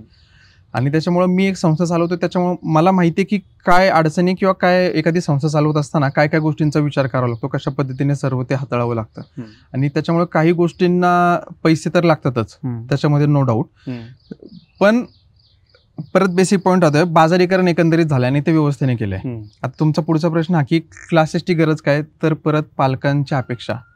म्हणजे मी तर प्रत्येक पालक सभे, म्हणजे ज्या पालक सभेमध्ये मी जातो किंवा काका जातात, आम्ही म्हणजे पालकांना विनंती करतो की तुम्ही शाळेत 100% हजेरी त्याची ठेवा, पूर्ण वेळ त्याला शाळेत पाठवा, तुम्ही स्वतःहून शिक्षकांशी संपर्क साधा तुम्हाला काही अडचणी असतील तर. म्हणजे पालकांनी, विद्यार्थी तर बोलतायत, पण तुम्हाला एखाद्या गोष्टीमध्ये नाही बाबा आपला विद्यार्थी या विषयात कमी किंवा हा विषय त्याला अवघड जातोय, तुम्ही पालकांशी येऊन चर्चा करा, त्याला क्लासेसची गरज पडणार नाही आणि ऍडिशनल काही करायची गरज पडणार नाही, तो चांगल्या मार्काने पास होईल.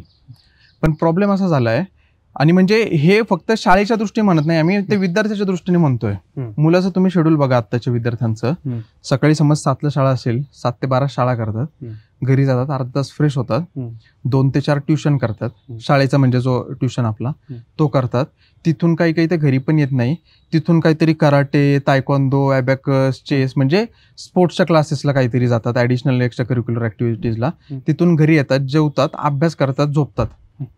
मग त्या मुलाचं आयुष्य काय राहिलं, म्हणजे ज्या वयात खरं जगलं पाहिजे काय जगला तो. आणि हे पालकांचं प्रेशर वाढतं किंवा समाजाचं प्रेशर वाढतं त्याच्यामुळे. आणि त्याच्यात आणखी एक काय मला जाणवतं बरं का, शेजारी राहायला असतात किंवा आपल्या शेजारचा, मग ह्याच्या शेजारच्या म्हणजे आपल्या शेजारच्या मुलांनी कराटेचा क्लास लावला ना, मी तायक्वांदोचा लावणार. मारे हा स्विमिंगला जातोय ना, मग मी का नाही जात, म्हणजे माझा मुलगा का नाही जात. हा इंग्लिश स्पोकन इंग्लिश लावतोय किंवा फ्रेंच शिकतोय, जर्मन शिकतोय, मग माझा मुलगा का नाही शिकत आहे. एवढं कॉम्पिटिशन हे पालकां म्हणजे विद्यार्थ्यांचं देणं घेणंच नाही, हे पालकांचं आपापसातलं कॉम्पिटिशन झालंय. आणि ही खूप बेसिक गोष्ट आहे, तुम्हाला सहज ऑब्झर्व करायला मिळेल. बरोबर. त्याच्यामुळे मी तर माझ्या संबंधित जे आहेत ना त्यांना सरळ सांगतो, अरे बाबा नका काय करू, ठीक आहे तुम्ही करताय, म्हणजे कदाचित तुमचा हेतू चांगला पण असेल, मुलांनी शिकलं पाहिजे, पण कधी किती वेळ त्याला काहीतरी तुम्ही लक्ष द्या ना. दिवसभर जर मुलगा तुमच्या बरोबर नसेल, रात्री येतोय, तो जेवतोय आणि झोपतोय, तुमचा संवाद कधी होणार आहे. तुम्ही मुलाला कधी विचारणार बाबा तू बरा आहे का, तो तुम्हाला कधी विचारणार पप्पा तुम्ही आज काय केलं. म्हणजे हे पण तेवढंच गरजेचं आहे ना. त्याचा आणि सामाजिक ह्या गोष्टींचा संबंधच नाही राहते, तू एका चौकटीत जीवन जगतो. म्हणजे आपली जी एक महत्वाचा प्रश्न होताच की जी जुनी पद्धत होती, जुनी म्हणजे कोणती, राईट, रामायण महाभारतामध्ये जी गुरुकुल पद्धत होती की जायचं गुरु तिथं एखाद्या गावात राहायचंय, एखाद्या तिथे राहायचंय, तिथं त्यांना सगळ्या गोष्टी करायला शिकवत होते. म्हणजे डायरेक्टली गायींना चारा टाकण्यापासून तर अभ्यास करण्यापासून तर वेद मंत्र शिकवण्यापासून, तर त्यांना ना मला असं वाटतं की ती गुरुकुल पद्धत माझं वैयक्तिक मत आहे की एक परिपूर्ण विद्यार्थी नक्कीच घडत असेल की जो समाजाला उपयोगी आहे. बरोबर. म्हणजे की ते त्यांनी फक्त सायन्स नाही शिकवलं किंवा स्पोर्ट्स नाही शिकवला, त्यांनी हेही शिकवलं की गावात कसं वागायचंय, आई वडिलांसोबत कसं वागायचंय, समाजात कसं वागायचंय, तुमच्या जबाबदाऱ्या काय आहेत, तुमच्या म्हणजे सगळ्याच म्हणजे देशाप्रती समाजाप्रती सगळ्या जबाबदारीची एक जाणीव करून गरजेचं आहे. तर जसं की म्हणतात ना की राष्ट्रहितासाठी हिताचा विद्यार्थी म्हणताय, तो घडतोय का आज? आता परत त्याच्यामध्ये 2 प्रश्न मी तुमच्या म्हणजे एकाच प्रश्नामध्ये 2 प्रश्न डिवाइड करतो आणि 2 वेगळी उत्तर देतो. तुम्ही जे म्हणताय ना की गुरुकुल पद्धती वगैरे, तर ती आपल्या संस्कृतीला किंवा आपल्या याच्यानुसार एकदम बेस्ट पद्धती होती असं मला वाटतं, पण ती होती. आत्ताच्या काळामध्ये ती कितपत योग्य आहे किंवा कितपत ती शक्य आहे, मला याच्यावर थोडीशी मला वैयक्तिक साशंकता वाटते. काही संस्था ऑलरेडी तशा काम करतायत. मला पुण्याच्या आसपास पण काही संस्था आहेत ज्या त्या पद्धतीने आता कार्यरत आहेत आणि ते काही करूच नाही या मताचा पण मी नाही. पण या आत्ताच्या बदलत्या याच्यानुसार ते कितपत योग्य किंवा ते करत असाल तर त्या आत्ताच्या काळानुसार त्याच्यात बदल करणं खूप गरजेचं आहे किंवा काही नवीन गोष्टी इन्क्लूड करणं गरजेचं आहे. ही पहिली गोष्ट. आणि दुसरी, तुम्ही म्हणताय तसं राष्ट्रहिताचा किंवा या सर्व गोष्टी आहे ना, हे तुमची साधी ग्रामपंचायत जिल्हा परिषद शाळा असो किंवा तुमची एकदम हाय क्लास कुठली तरी प्रायव्हेट शाळा असो, ह्या गोष्टी राष्ट्रहित आणि समाजहित ह्या गोष्टी तुमच्या विद्यार्थ्यांपर्यंत पोहोचवणं हे शिक्षण संस्थेची जबाबदारी नाही तर कर्तव्य आहे असं मला वाटतं. कारण ही पुढची पिढी घडवत असताना तुम्ही फक्त त्यांच्यामध्ये स्पर्धात्मक दृष्ट्या किंवा स्पर्धात्मक सगळ्या गोष्टी टाकून उपयोगाचा नाहीये. तर आपला समाज आणि आपला देश हा सगळ्यात महत्वाचा आहे. ही भावना त्यांच्यामध्ये रुजवणं गरजेचं आहे. आणि मी आत्ताच्याच कालच्याच 15 ऑगस्टच्या भाषणामध्ये मी शाळेमध्ये सांगितलं की तुमच्या प्रत्येक कृतीतून तुम्ही देशाचं भविष्य ठरवताय. बरोबर. आणि त्याच्यामुळे तुम्ही प्रत्येक एखादं काम करताना आपल्या देशाला, आपल्या समाजाला याचा कसा फायदा होऊ शकतो का याचा विचार आत्तापासूनच करायला लागा. तर कुठेतरी तो ज्यावेळी 11वी 12वी होऊन किंवा ग्रॅज्युएशन होऊन बाहेर पडेल त्यावेळी तो एक आपण म्हणतो ना की राष्ट्रप्रेम असणारा नागरिक तयार होईल तो. नाहीतर आत्ता काय होतंय म्हणजे थोडीशी खंत पण आहे की जास्त देण्या घेण्या राहिलेली नाहीये लोकांना समाजाचा. आपल्या व्यतिरिक्त म्हणजे स्वकेंद्रित एक मानसिकता तयार झालेली आहे. बरोबर. त्याच्यामध्ये वाढती स्पर्धा असेल किंवा बाकी अनेक गोष्टी त्याच्यामध्ये फॅक्टर्स आहेत. पण हे कुठंतरी बदललं पाहिजे असं मला वाटतं. त्याच्यामुळे आता विद्यार्थी दशेपासूनच ते विद्यार्थ्यांना कळणं गरजेचं आहे की अरे नाही, काही झालं तरी आपला समाज, आपला देश, समाज म्हणजे मी जातपात धर्म याचा बेसवर समाज नाही म्हणत, आपलं गाव, आपले शेजारी, आपली सोसायटी, इथून ह्या अशा प्रकारचा समाज मी म्हणतोय. आणि आपला देश ही सगळ्यात महत्वाची गोष्ट आपल्यासाठी असली पाहिजे. आणि शाळांमधूनच हे सर्व त्यांच्यात रुजवणं गरजेचं झालंय. बरोबर. आणि हे राष्ट्रहिताबरोबरच आपली संस्कृती परंपरा रुजवणं तेवढंच गरजेचं आहे. कारण काय होतंय, काळानुसार बदल गरजेचा आहे. काळानुसार तुम्ही ऑनलाईन एज्युकेशन द्या, तुम्ही काहीतरी टेक्नॉलॉजी ऍडव्हान्स काहीतरी आणा, हे गरजेचं आहे. पण त्याच्याबरोबरच तुम्ही तुमची आपली एवढी मोठी संस्कृती आपल्या देशाला किंवा आपल्या महाराष्ट्राला, तो इतिहास, ती संस्कृती, तर परंपरा त्यांच्यापर्यंत पोहोचणं गरजेचं आहे. नाहीतर काय होणार आहे, पुढच्या 5 वर्षामध्ये दिवाळी म्हणजे फक्त सुट्टी, 15 ऑगस्ट म्हणजे फक्त सुट्टीचा दिवस, असंच होणार आहे. बरोबर. ते ज्यावेळी होईल ना त्यावेळी मग माणूस राष्ट्राचा किंवा देशाचा किंवा समाजाचा विचार नाही करू शकत. बरोबर. ही भावना त्यांच्यात रुजवणं गरजेचं आहे किंवा ही माहिती त्यांच्यापर्यंत पोहोचणं. आता आपल्याला म्हणजे आपल्याला पण कितीतरी जुने सण किंवा जुन्या अशा ग्रामीण भागातल्या गोष्टी अशा कितीतरी असतील ज्या आपल्याला माहिती नाही येतात. बरोबर. की त्या का केल्या जातात किंवा त्याचं महत्व काय. जसं आपल्याला कळत नाही की आपण किमान प्रयत्न तरी करतो की आता सध्या एवढी परिस्थिती बिकट झाली नाही की सगळंच एकदम विस्कटलंय, पण आपल्या हातात ते आहे आता. किंवा शिक्षकांच्या, शिक्षण संस्थेच्या किंवा एक पालक म्हणून तुमच्या हातामध्ये आहे. तुमच्या विद्यार्थ्यांना, तुमच्या पाल्यांना तुम्ही कळवणं किंवा शिकवणं गरजेचं आहे. ठीक आहे, एखादा सण साजरा करतोय ना, तो का केला जातोय, नागपंचमी का साजरी केली जाते, दसरा का साजरा, दिवाळी का, 15 ऑगस्ट, 26 जानेवारी, बरं हे साजरा करतोय तर त्याच्या मागचं महत्व कळवलं गेलं पाहिजे आणि ते तुम्ही इथून पुढे जोपासलं गेलं पाहिजे. ही भावना त्यांच्या मनात रुजवणं गरजेचं आहे. कारण पुढे मग काय टेक्नॉलॉजी येईल, सगळे येईल, मग संस्कृती काय राहणार. बरोबर. हे सणवार मी म्हटलं तसं फक्त सुट्टीचा दिवस होऊन जातील. बरोबर. आणि ह्या भावना जर विद्यार्थ्यांमध्ये नसतील तर मला असं वाटतं विद्यार्थी रोबोट असतील. एक रोबोट असतील ज्याला कॅमेरा लावतो तो, बरोबर, एक पर्टिक्युलर काम करता शिकवता येतं. आणि म्हणजे आता जसं की आपल्या आपल्या शिक्षण व्यवस्थेबद्दल जर आपण बोलतोय तर शिक्षण व्यवस्थेनंतर एक मूळ जे प्रत्येकाची इच्छा असते की हे केल्यानंतर, हे केल्यानंतर माझं मी पोट भरू शकेल, माझी वैयक्तिक लाईफस्टाईल चालू शकेल. तर शेवटी म्हणतात ना की आधी पोटोबा नंतर विठोबा. जर तुम्ही विद्यार्थी जर त्यांचे पोट भरणे योग्य जर नसतील बनत, तर ते राष्ट्रहिताचा विचार काय करतील, कधी करतील, आणि का करतील. आणि प्रत्येकाचे सर आपले तुमच्या आणि माझ्या जर पोटावर उदरनिर्वाहाचा प्रश्न सगळ्यात महत्वाचा आहे, ती बेसिक स्टेप आहे, त्याच्यानंतर सगळ्या गोष्टी. त्याच प्रश्नाला घेऊन जर आज देशामध्ये बेरोजगारीवरती एवढं बोललं जातं, नोकऱ्या नाहीत असं बोललं जातं, आणि दुसऱ्या बाजूला मी एक व्यवसाय करतोय तर मलाही एक प्रश्न जाणवतो की व्यावसायिक लोक म्हणतात की योग्य एम्प्लॉय भेटत नाहीत, योग्य कामगार भेटत नाहीत, स्किल लोक भेटत नाहीत. तर ही दरी खूप उंचावत चालली असं वाटत नाही का कुठेतरी? मला वाटतंय. आणि त्या संबंधात मी मगाशी पण बोललो की सध्या त्याच्यात बऱ्याच कंपन्यांनी तो एक हे केलाय, किंवा टॉपच्या कंपन्यांमध्ये तर मागच्या काही वर्षापासूनच तो एक ट्रेंड आलाय की फक्त मार्क्सवर ते तुम्हाला जॉब देत नाहीयेत, बरोबर, तुमचे ऍडिशनल स्किल्स बघतायत. आणि हे आता जे त्या वयात आहेत किंवा तरुण वयात आहेत, जे जॉबच्या शोधात आहेत, त्यांना ते पण कळून चुकलेलं आहे की बाबा आपल्याला मार्क्सवर काही नाही. त्याच्यामुळे ऑनलाईन कोर्सेसचं प्रमाण बघा मागच्या 4-5 वर्षात खूप मोठ्या प्रमाणात वाढलंय. बरोबर. त्याचं कारण हे की लोकांना कळून चुकलं की कंपनी आता फक्त मार्क्स बघत नाही, ऍडिशनल काहीतरी स्किल्स पाहिजेत तुमच्या. बरोबर. कारण काय मार्क्स देणारे हजारो झाले. तो आता 99% 100% मिळणारे 10वीच्या बोर्डात बघा किती येतात. बरोबर. त्याच्यामुळे मग त्याच्याशी स्पर्धा करायची असेल तर 100%च्या पुढे काय जाणार ना तुम्ही परीक्षेत. त्याच्यामुळे तुम्हाला ऍडिशनल काहीतरी पाहिजे, आणि हे एक पद्धत बदलत चाललेली आहे.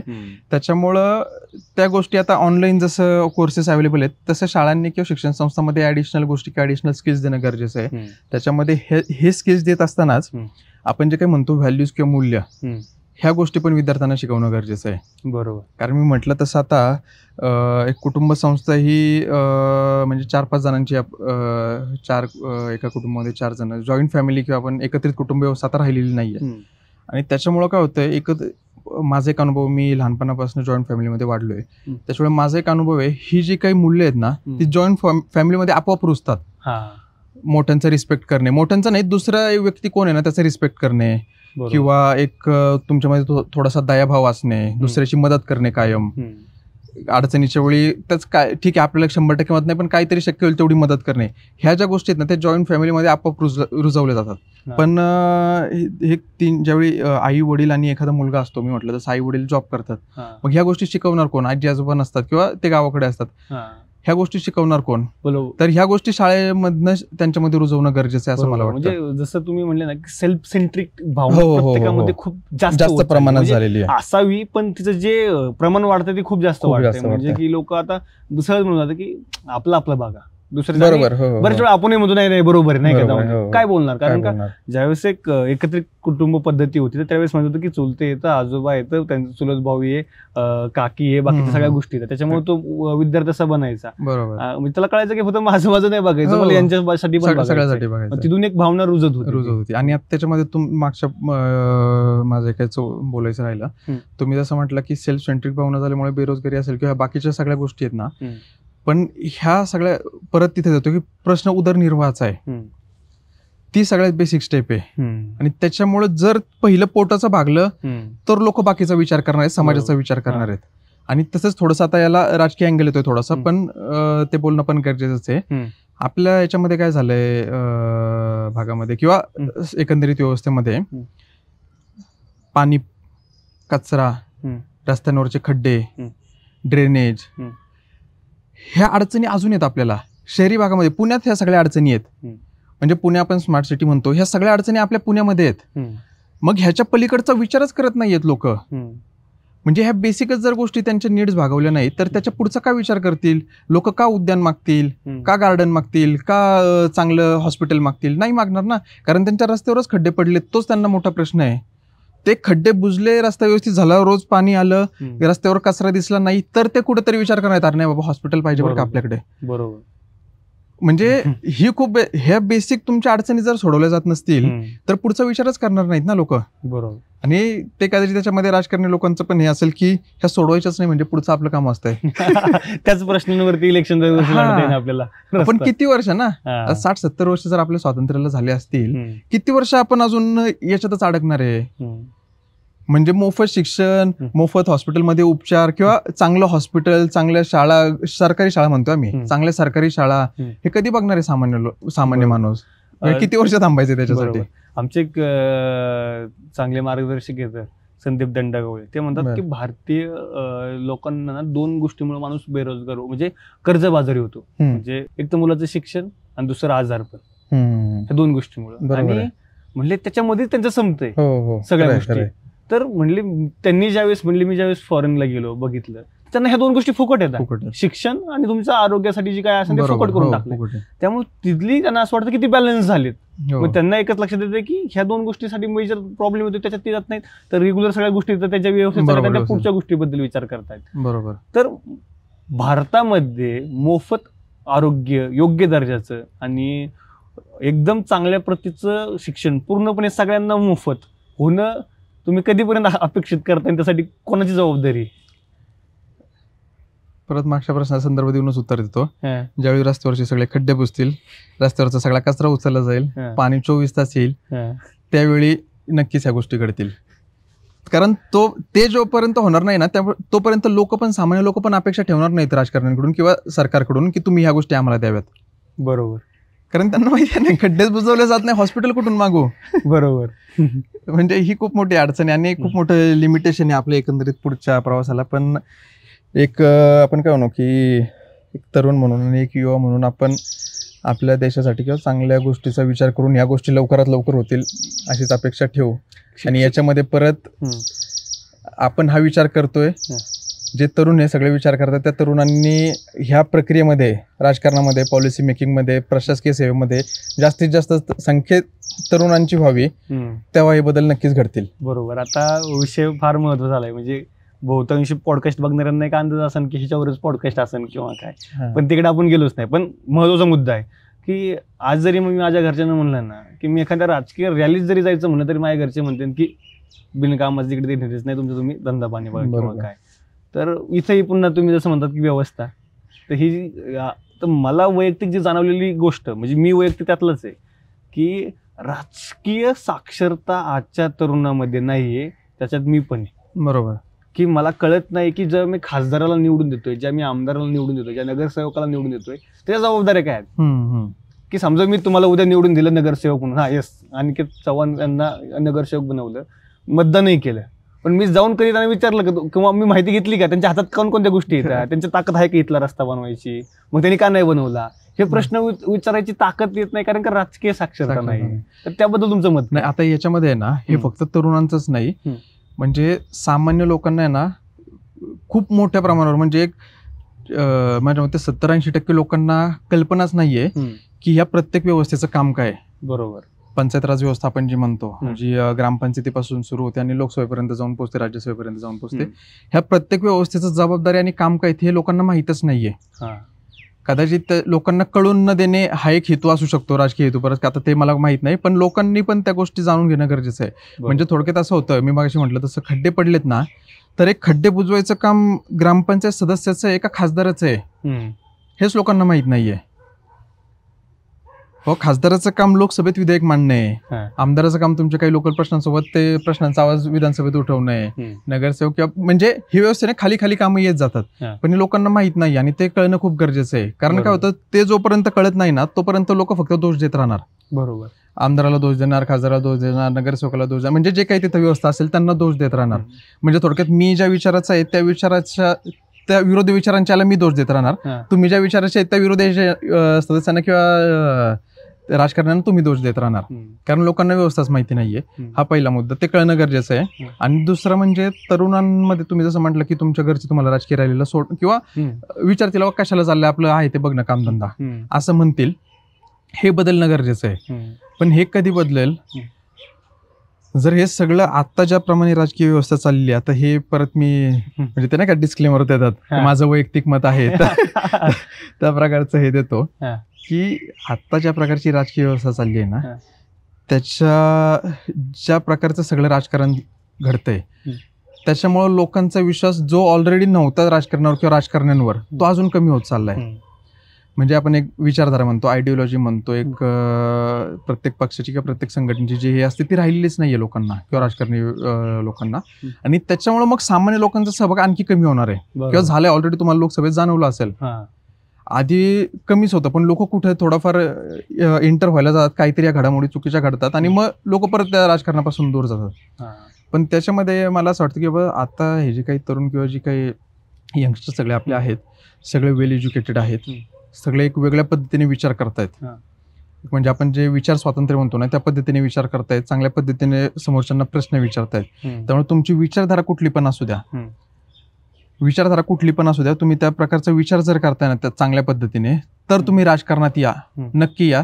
तरच म्हणजे आपण जे आज खुर्चीवर बसून इथे मी सगळं व्यवस्थेला दोष देतोय, हे सगळं करायचं नसेल तर आपण त्या व्यवस्थेत उतरणं गरजेचं आहे. बरोबर. तोपर्यंत ते बदलत नाही, नुसतं बोलतच राहू आणि त्याच्यात अर्थच नाही काय. मग ते पारावरच्या गप्पा झाल्यासारखे ते झालंय, आज गप्पा आला, उद्या दुसऱ्यावर बोलतोय, उद्या दुसऱ्याला शिवाय घालतोय, किंवा ह्या सगळ्या गोष्टी होत राहणार. दुसऱ्याला दोष किती दिवस देणार तुम्ही? आपल्याला सिस्टम मध्ये उतरणं गरजेचं आहे. आणि ते मला असं वाटतंय की आत्ताचे तरुण सगळे करू शकतात. कारण तुम्ही बघितलं ना, ऍटलिस्ट चर्चा होती आता. हेच 15, 20, 30 वर्षापूर्वी कोण किती जण चर्चा करत असतील? बरोबर, नव्हते करत. आता ओपनली लोक चर्चा करतायत, ओपनली सरकार असतील, विरोधी असतील, त्यांना ओपनली प्रश्न विचारतायत. आणि ती एक चांगली गोष्ट आहे पुढच्या काळामध्ये. आणि एकंदरीत आताच सगळं परिस्थिती बघता, पण याच्यामध्ये परत काय होतं, ज्यांना जेन्युइनली काम करायची इच्छा आहे ना तरुणांना, ते पण ही सगळी पद्धती बघून ते नको म्हणतात, कशाला याच्यात पडायचं, आपलं बघू काय. म्हणजे सिंपल एक गोष्ट होती ना, की लोक म्हणतात की म्हणजे जुना काही काळ होता त्याच्यावर लई मोठे मोठे नेतृत्व महाराष्ट्राला भेटले किंवा देशाला भेटले. आज तसे नेतृत्व बनतायत का आपल्याकडे?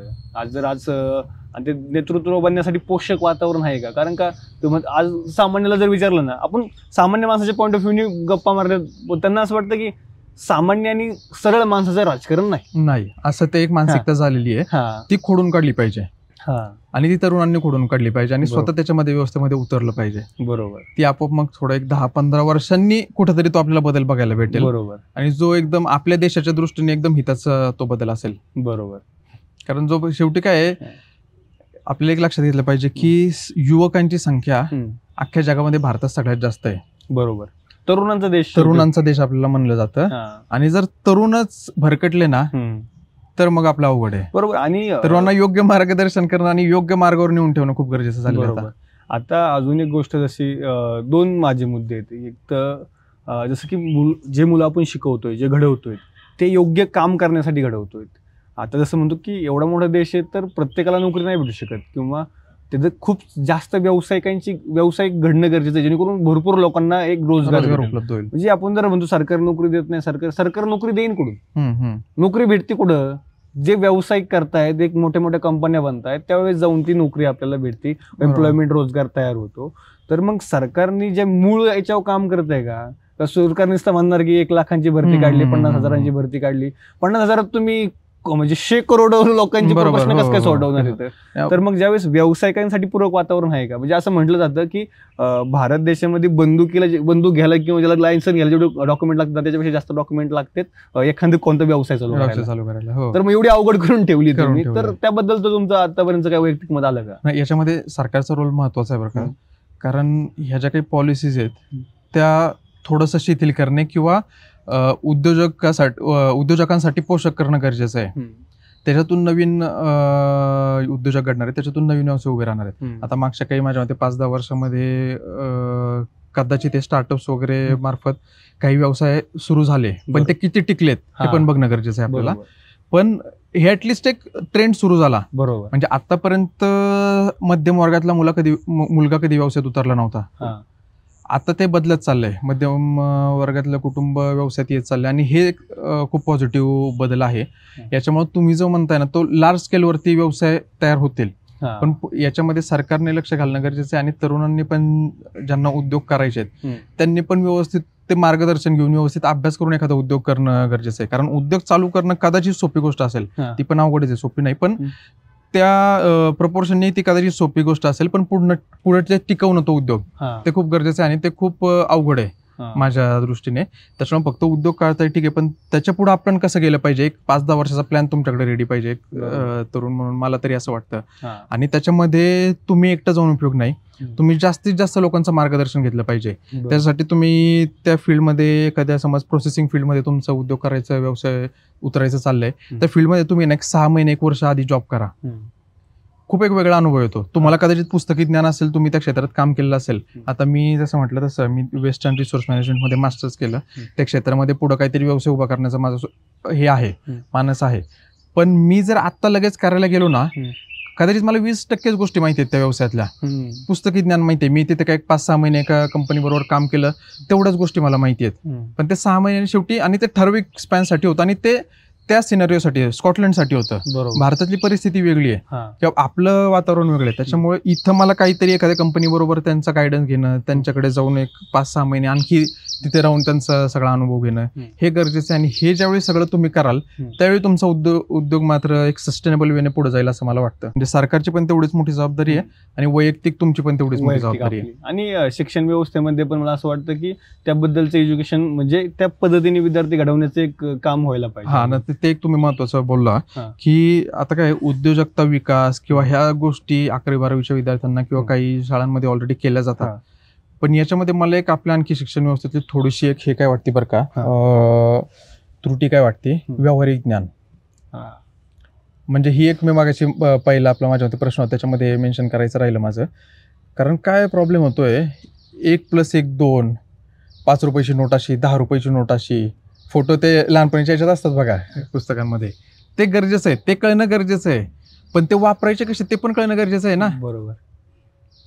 त्याचं सेव्हिंग कसे करायचे, म्हणजे साध्या इतक्या साध्या गोष्टी. आता बँकेचा फॉर्म कसा भरायचा ना, आता एखाद्या तुम्ही वाचला असेल किंवा बऱ्याच जणांकडून ऐकलं पण असेल, पण ती खूप साधी गोष्ट आणि मला ती पटते. बँकेचा फॉर्म कसा भरायचा नाही, शाळेत जाऊन विषय तुम्ही 11वी-12वीच्या विद्यार्थ्यांना माहित नसते. पैसे डिपॉझिट कसे करायचे, विड्रॉ कसे करायचे, किंवा डीडी कसा भरायचा, चेक कसा भरायचा. बरोबर. हे व्यावहारिक गोष्टी आहेत ना. पुढच्या याच्यात जाऊन तुम्हाला कॉस थिटा, साइन थिटा किती टक्के याच्यात उपयोग येणार आहे. 10% व्यक्तींना जे त्या क्षेत्रामध्ये जाणार आहेत त्यांना येईल उपयोगी, ते एकदमच युजलेस आहे असं बिलकुल नाही. पण बाकीचे 90% लोकांचं काय, त्यांना काय गरजेचं आहे, ते त्यांना शिकवा ना, ते सेव्हिंग्स कसे करायचे किंवा बाकीच्या ह्या ज्या सगळ्या व्यावहारिक गोष्टी आहेत ते त्यांना गरजेचं आहे. कारण त्याच गोष्टी त्यांना पुढे आयुष्यात उपयोगी येणार आहेत 12वी किंवा कॉलेजमधून बाहेर पडल्यानंतर. आम्ही आता म्हणतो व्यवसायामध्ये तुम्ही किती कमवताय ना हे कशावरून ठरवतो, तुम्ही किती वाचवताय हे गरजेचं झालेलं आहे. बरोबर. कसे वाचव म्हणजे कुठे सेव्हिंग कसे करायचे किंवा इन्व्हेस्टमेंट, ते सगळं पाहिजे ना, ते गरजेचं आहे सध्या, आणि ते मिळत नाहीये. बरोबर. आणि त्या एज्युकेशनसाठी म्हणजे मला काय वाटतं की समजा एखाद्या कोर्सला मी 3-3 वर्ष माझे फुल्ली देतोय, त्यात जर हे महत्वाचे बेसिक एज्युकेशन मला येत नसेल तर मग काय शिकतोय आपण, हा एक महत्वाचा प्रश्न समोर उभा राहतो ना. बरोबर. पुढच्या 5-10 वर्षामध्ये शिक्षण व्यवस्थेमध्ये तुम्ही कोणते बदल तुम्हाला अपेक्षित आहेत? आपण त्यावरती ओव्हरऑल बोललोय, पण असं वाटतं की 10 वर्षानंतर अशा प्रकारची शिक्षण पद्धती बघायला मिळावी भारतामध्ये.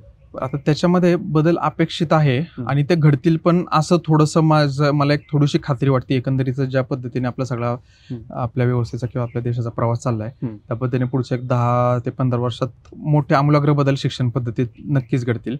त्याच्यामध्ये मी सुरुवातीला म्हटलं तसं रिसर्च बेस्ड लर्निंग शाळेपासूनच मुलांमध्ये रुजवणं थोडंसं गरजेचं आहे. राष्ट्रहिताचा, समाजहिताचा विचार त्याच्यामध्ये असला पाहिजे आणि व्यावहारिक ज्ञान त्याच्यामध्ये असलं पाहिजे. ह्या सगळे बदल आणि हे नवीन शैक्षणिक धोरणामध्ये आपण ज्या ह्या काही गोष्टी बोलतोय त्याचा कुठे ना कुठे काही ना काही पद्धतीने उल्लेख किंवा हे आहे, फक्त त्याची किती चांगल्या पद्धतीने अंमलबजावणी होतीये पुढच्या काळामध्ये ते गरजेचं आहे. आणि ते म्हणजे ते शिक्षकांवर आणि संस्था चालकांवर खूप मोठी जबाबदारी येते पुढच्या 10 वर्षामध्ये 15 वर्षामध्ये हे या नवीन शैक्षणिक धोरणाची अंमलबजावणी करायची. आता काही प्रश्न घेतो तुमच्याशी बोलल्यानंतर, बरेच लोकांनी आपल्याला ऑनलाईन काही प्रश्न दिलते, तर त्यातले काही निवडक प्रश्न जे आहेत त्यातले मला तुम्हाला विचारूशी वाटतील. आता एक प्रश्न असा होता की जिल्हा परिषदची शाळा आणि दुसरं प्रायव्हेट जे इंग्लिश मिडियम स्कूल आहे, त्या दोन्ही विद्यार्थ्यांवरती योग्य प्रकारचा न्याय होतोय का? त्यांना योग्य दर्जाचं शिक्षण भेटतंय का? दुर्दैवाने नाही. कारण आपण बघा, आपण ज्यावेळी विद्यार्थी दशेत होतो त्यावेळी बऱ्यापैकी आपण सगळे हे जिल्हा परिषद शाळांमध्ये किंवा ग्रामीण भागातल्या शाळांमध्ये शिकलेलो आहे. त्यावेळी परिस्थिती वेगळी होती. पण आता असं झालं नाही स्पर्धेच्या याच्यामध्ये, मी जसं मागाशी म्हटलं की शाळा किंवा कॉलेजेस फीज घेतात पण त्या प्रकारच्या फॅसिलिटीज प्रोव्हाइड खूप काही करतात. आता त्याच्यामध्ये म्हणजे एक उदाहरण द्यायचं झालं तर, किंवा म्हणजे अतिशय वाईट गोष्ट ती, आपल्या पुण्याच्या आजूबाजूच्या जिल्हा परिषद शाळांचा तुम्ही सर्वे करा. व्यवस्थित शिक्षण ही वेगळी गोष्ट राहिली, तिथं भौतिक सुविधा किती नीट आहेत बघा एकदा, किती व्यवस्थित बेंचेस आहेत, किती शाळांवरचे पत्रेच नाही आहेत, किती शाळांमधून पाऊस पडल्यावर शाळांमध्ये अख्खं पाणी गळतंय, किती शाळांमध्ये टॉयलेट व्यवस्थित आहेत, किती शाळांमध्ये शिक्षक सगळे आहेत. ह्याचा जर अभ्यास केला ना तुम्ही म्हणजे आश्चर्यात जाल की पुण्यासारख्या शहराच्या, एवढ्या मोठ्या शहराच्या आजूबाजूच्या शाळाच शाळा एवढ्या सुविधांचा अभाव आहे आणि त्याच्यामुळे त्याचं सरळ सरळ उत्तर आहे नाही. त्याच्यामध्ये सरकारने किंवा काही सामाजिक संस्था अनेक आहेत ज्या या गोष्टीमध्ये लक्ष घालतायत किंवा त्यांच्या परीने मदत करतायत. परंतु सरकारच्या किंवा गव्हर्नमेंटच्या प्रशासकीय लेवलला जोपर्यंत तो व्यवस्थित काहीतरी एक ठोस निर्णय होत नाही किंवा जोपर्यंत व्यवस्थित फोकस होत नाही तोपर्यंत नाही होऊ शकत. एक चांगलं उदाहरण द्यायचं म्हणजे दिल्लीतल्या जर शाळा बघितल्या, अनेक लोकांनी बघितलं असेल, ऐकलं असेल, दिल्ली पॅटर्न असं काहीतरी त्याला नाव आहे किंवा तो त्याच्यानंतर फेमस झाला होता. सरकारी शाळामध्ये एकदम म्हणजे लोक मी जेवढं ऐकलंय वाचलंय, प्रायव्हेट शाळांमधून काढून लोक सरकारी शाळांमध्ये घालतायत मुलांना. हे जर एका राज्यात होऊ शकतं किंवा एका त्या शहरामध्ये होऊ शकतं कुठेतरी एका भागामध्ये, तर आपल्याकडे पण होऊ शकतं ना. फक्त त्या प्रकारचं विजन पाहिजे, त्या प्रकारची इच्छाशक्ती पाहिजे सगळ्या लोकांची. पण त्याचबरोबर आता मला दुसरा प्रश्न मला त्याबद्दल होईल, जसं की सीबीएसई आणि स्टेट बोर्ड आहे, तर मग तुम्ही असे दोन बोर्ड का करून ठेवले? जर तुम्ही लहानचे मोठे तुम्ही 12वी पर्यंत यात करणार किंवा 10वी पर्यंत स्टेट बोर्डमध्ये करणार, नंतर सीबीएसई मध्ये टाकणार, तर म्हणजे तयारी विद्यार्थी जरी म्हणले सेम आहे तर तरी त्याची तयारी वेगवेगळ्या पद्धतीने करून आणली नाही. आता त्याच्यामध्ये थोडंसं मी ते कन्फ्युजन तुमचं क्लिअर करतो. SSC आपण जो म्हणतो तो स्टेट बोर्ड, तो प्रत्येक राज्याचा असतो. सीबीएसई म्हणजे सेंट्रल बोर्ड, जो पूर्ण देशामध्ये त्याचा करिक्युलम सेम असतो. स्टेट बोर्डचा प्रत्येक राज्यानुसार करिक्युलम किंवा अभ्यासक्रम वेगळा असतो. दुसरा त्याच्यामध्ये ICSE एक बोर्ड आहे काहीतरी इंटरनॅशनल, आणि चौथं आहे IB म्हणजे नवीन एक आलाय केम्ब्रिज बोर्ड. म्हणजे ते एवढं वाढत चाललंय ना, ह्याच्या मागे परत पालकांच्याच अपेक्षा. म्हणजे एवढे बोर्ड आलेत ना, मला ते मी शैक्षणिक संस्था चालवतो तरी मला ते सगळे बोर्ड हे करता येणार नाही, लिस्टिंग करता येणार नाही. एवढे नवीन नवीन बोर्ड आणि ऍडव्हान्स किंवा हे चाललंय. पण त्याचा परिणाम चुकीचा असा होता की विद्यार्थ्यांवर बर्डन खूप वाढतंय. म्हणजे तुम्ही जर पाहिलं ना, त्या बोर्डचा स्तर अभ्यासाचा हळूहळू वाढत जातोय. पण तो स्तर वाढवत असताना आपल्याकडे ते वातावरण तसं आहे का? म्हणजे थोडकं एक उदाहरण मला द्यायचं वाटतं की सीबीएसईची पण आपली शाळा आहे, सीबीएसई करिक्युलम आपण तिथे हे करतो.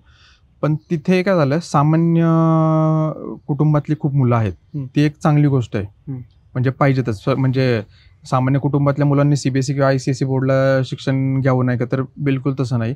जास्तीत जास्त मुलांनी आणखी ॲडव्हान्स याचं शिक्षण घ्यावं या मताचा मी आहे.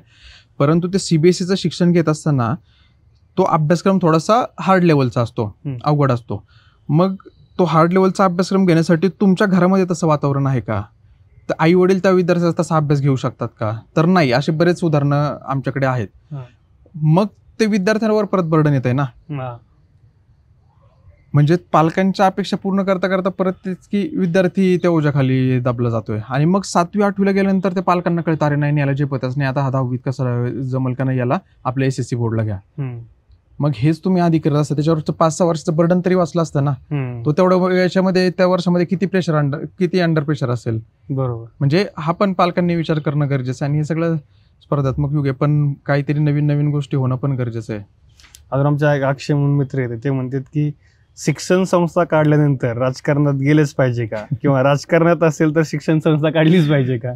नाही, असं काही नाहीये बरं का. आता प्रश्न तो त्यांनी एकदम तसा कोड्यात टाकलंय. कारण पण म्हणजे माझ्या माहितीतले असे कितीतरी शिक्षण संस्था चालक आहेत किंवा पदाधिकारी आहेत जे फक्त शिक्षण संस्था चालवत आहेत, जे राजकारणात नाही आहेत. अशी खूप उदाहरणं आहेत आणि मोठ्या मोठ्या शिक्षण संस्था चालवणार आहेत. त्याच्यामुळे मला असं वाटतं की तो परत एक इंटरेस्टचा भाग होऊ शकतो. कारण मी म्हटलं तसं, म्हणजे माझं जर हे द्यायचं उदाहरण द्यायचं झालं तर घरामध्ये लहानपणापासून राजकीय पार्श्वभूमी होती. त्याच्यामुळे मला सामाजिक राजकीय या क्षेत्राची आवड आधीपासून आहे. आणि आता मी शैक्षणिक क्षेत्रात काम करतोय. मी काय राजकारणात आणखी काय ऍक्टिव्हपणे काम करत नाही, पण सामाजिक याच्यात काम करतोय का, तर 100% करतोय. राजकारणाची आवड आहे का, तर आहे.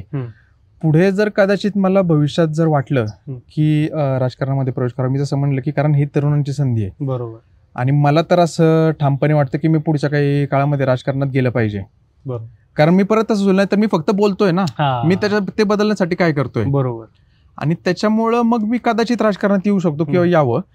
पण त्यांचा जो प्रश्न आहे तो प्रश्न एक सामान्य लोकांना भावणारा प्रश्न असेल.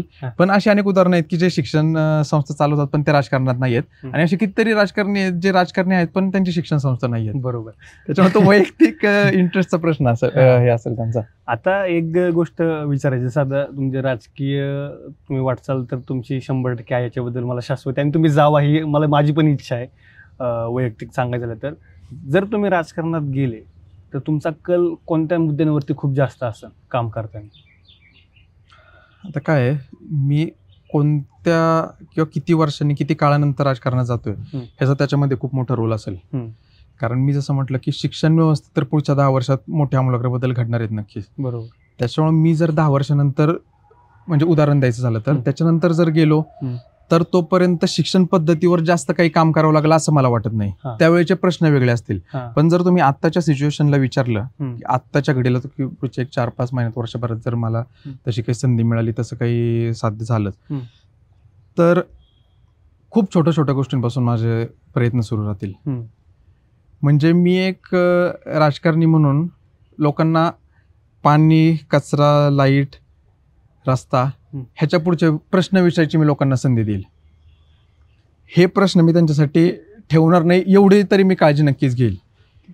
की कारण एक लक्षात घ्या तुम्ही, काळ खूप वेगाने बदलतोय आणि जेवढ्या वेगाने तुमचा म्हणजे जर आपल्याला हे जागतिक स्पर्धेत टिकायचं असेल, आपण एक भारताला आपलं एक महासत्ता म्हणून पुढे आणायचं असेल, ज्या पद्धतीने प्रत्येक व्यवस्थेचे किंवा अनेक लोकांचे प्रयत्न चालू आहेत त्यांच्या परीने, तर त्याच्यामध्ये एक माझा छोटासा रोल म्हणून मी हाच ठेवेल की ह्या ज्या बेसिक गोष्टी ना त्याच्यापासून लोकांना लांब नेणं आणि लोकांना राजकारणाला किंवा व्यवस्थेला प्रश्न करण्यासाठी चांगले प्रश्न विचारायचे ना, ते जरा वरच्या लेवलच्या विचारा, अशा विचारांपर्यंत लोकांना नेऊन ठेवणं. बरोबर. म्हणजे ठीक आहे, द्या आम्हाला हॉस्पिटल, आम्हाला द्या मोफत शिक्षण, आम्हाला द्या मोफत उपचार, अशा प्रकारचे लोकांनी स्वतःहून प्रश्न विचारले पाहिजेत.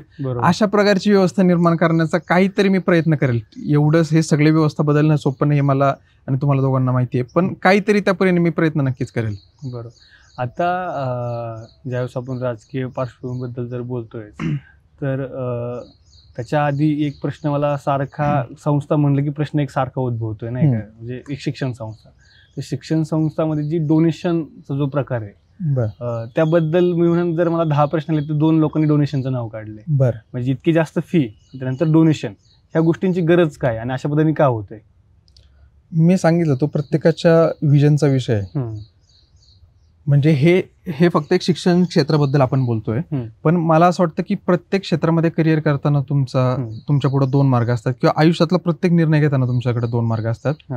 एक जो योग्य मार्ग असतो त्याची स्लो आणि स्टडी डेव्हलपमेंट असते, स्लो आणि स्टडी ग्रोथ असते. आणि एक अयोग्य मार्ग असतो त्याची एकदम फास्ट डेव्हलपमेंट असते. तुम्ही आता मनातल्या मनात विचार करा, खूप करिअर म्हणजे जवळपास सगळ्या करिअरमध्ये तो ऑप्शन असतो. तुम्ही जॉब करताय त्याच्यामध्ये पण वेगळ्या याच्यातून तुम्हाला पटकन एखादी ग्रोथ करणं किंवा एखादं प्रमोशन भेटणं शक्य असतं. पण त्या सिच्युएशनला तुम्ही कोणता मार्ग निवडताय हा तुमचा वैयक्तिक प्रश्न आहे. त्याच्यामुळे त्याच्यावर मी काही भाष्य जास्त काही करणं मला योग्य वाटणार नाही. आपल्या संस्थेमध्ये जर तुम्ही बघायला गेलं तर डोनेशन वगैरे हा प्रकार नाही. अतिशय सामान्य घरातल्या मुलांची, पालकांची ही संस्था आहे आणि अतिशय संघर्षातनं वरती आलेली संस्था आहे. त्याच्यामुळे तुम्ही जर फीजचा पण जर विचार केला किंवा चौकशी केली, अतिशय माफक फी आहे आपल्या सर्व शाळांची. बाहेर जर म्हणजे पुणे शहराला जर तुलना करायला गेला ना तर म्हणजे तुम्ही मला येऊन विचाराल की अरे आणि कसं एवढी फी तुम्ही कमी कशी काय ठेवली.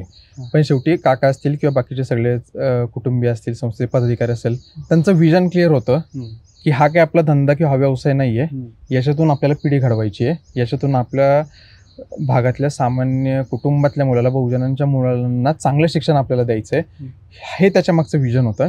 आणि ते विजन अजून टिकून आहे. त्याच्यामुळे हा काही धंदा झालेला नाहीये, हा काही बिझनेस झालेला नाहीये, हा एक सेवा किंवा एक संस्था म्हणून, एक ज्ञानदानाचं कार्य म्हणूनच ते पुढे अविरतपणे अजूनपर्यंत चालते आणि पुढे पण राहणार ही मला खात्री आहे.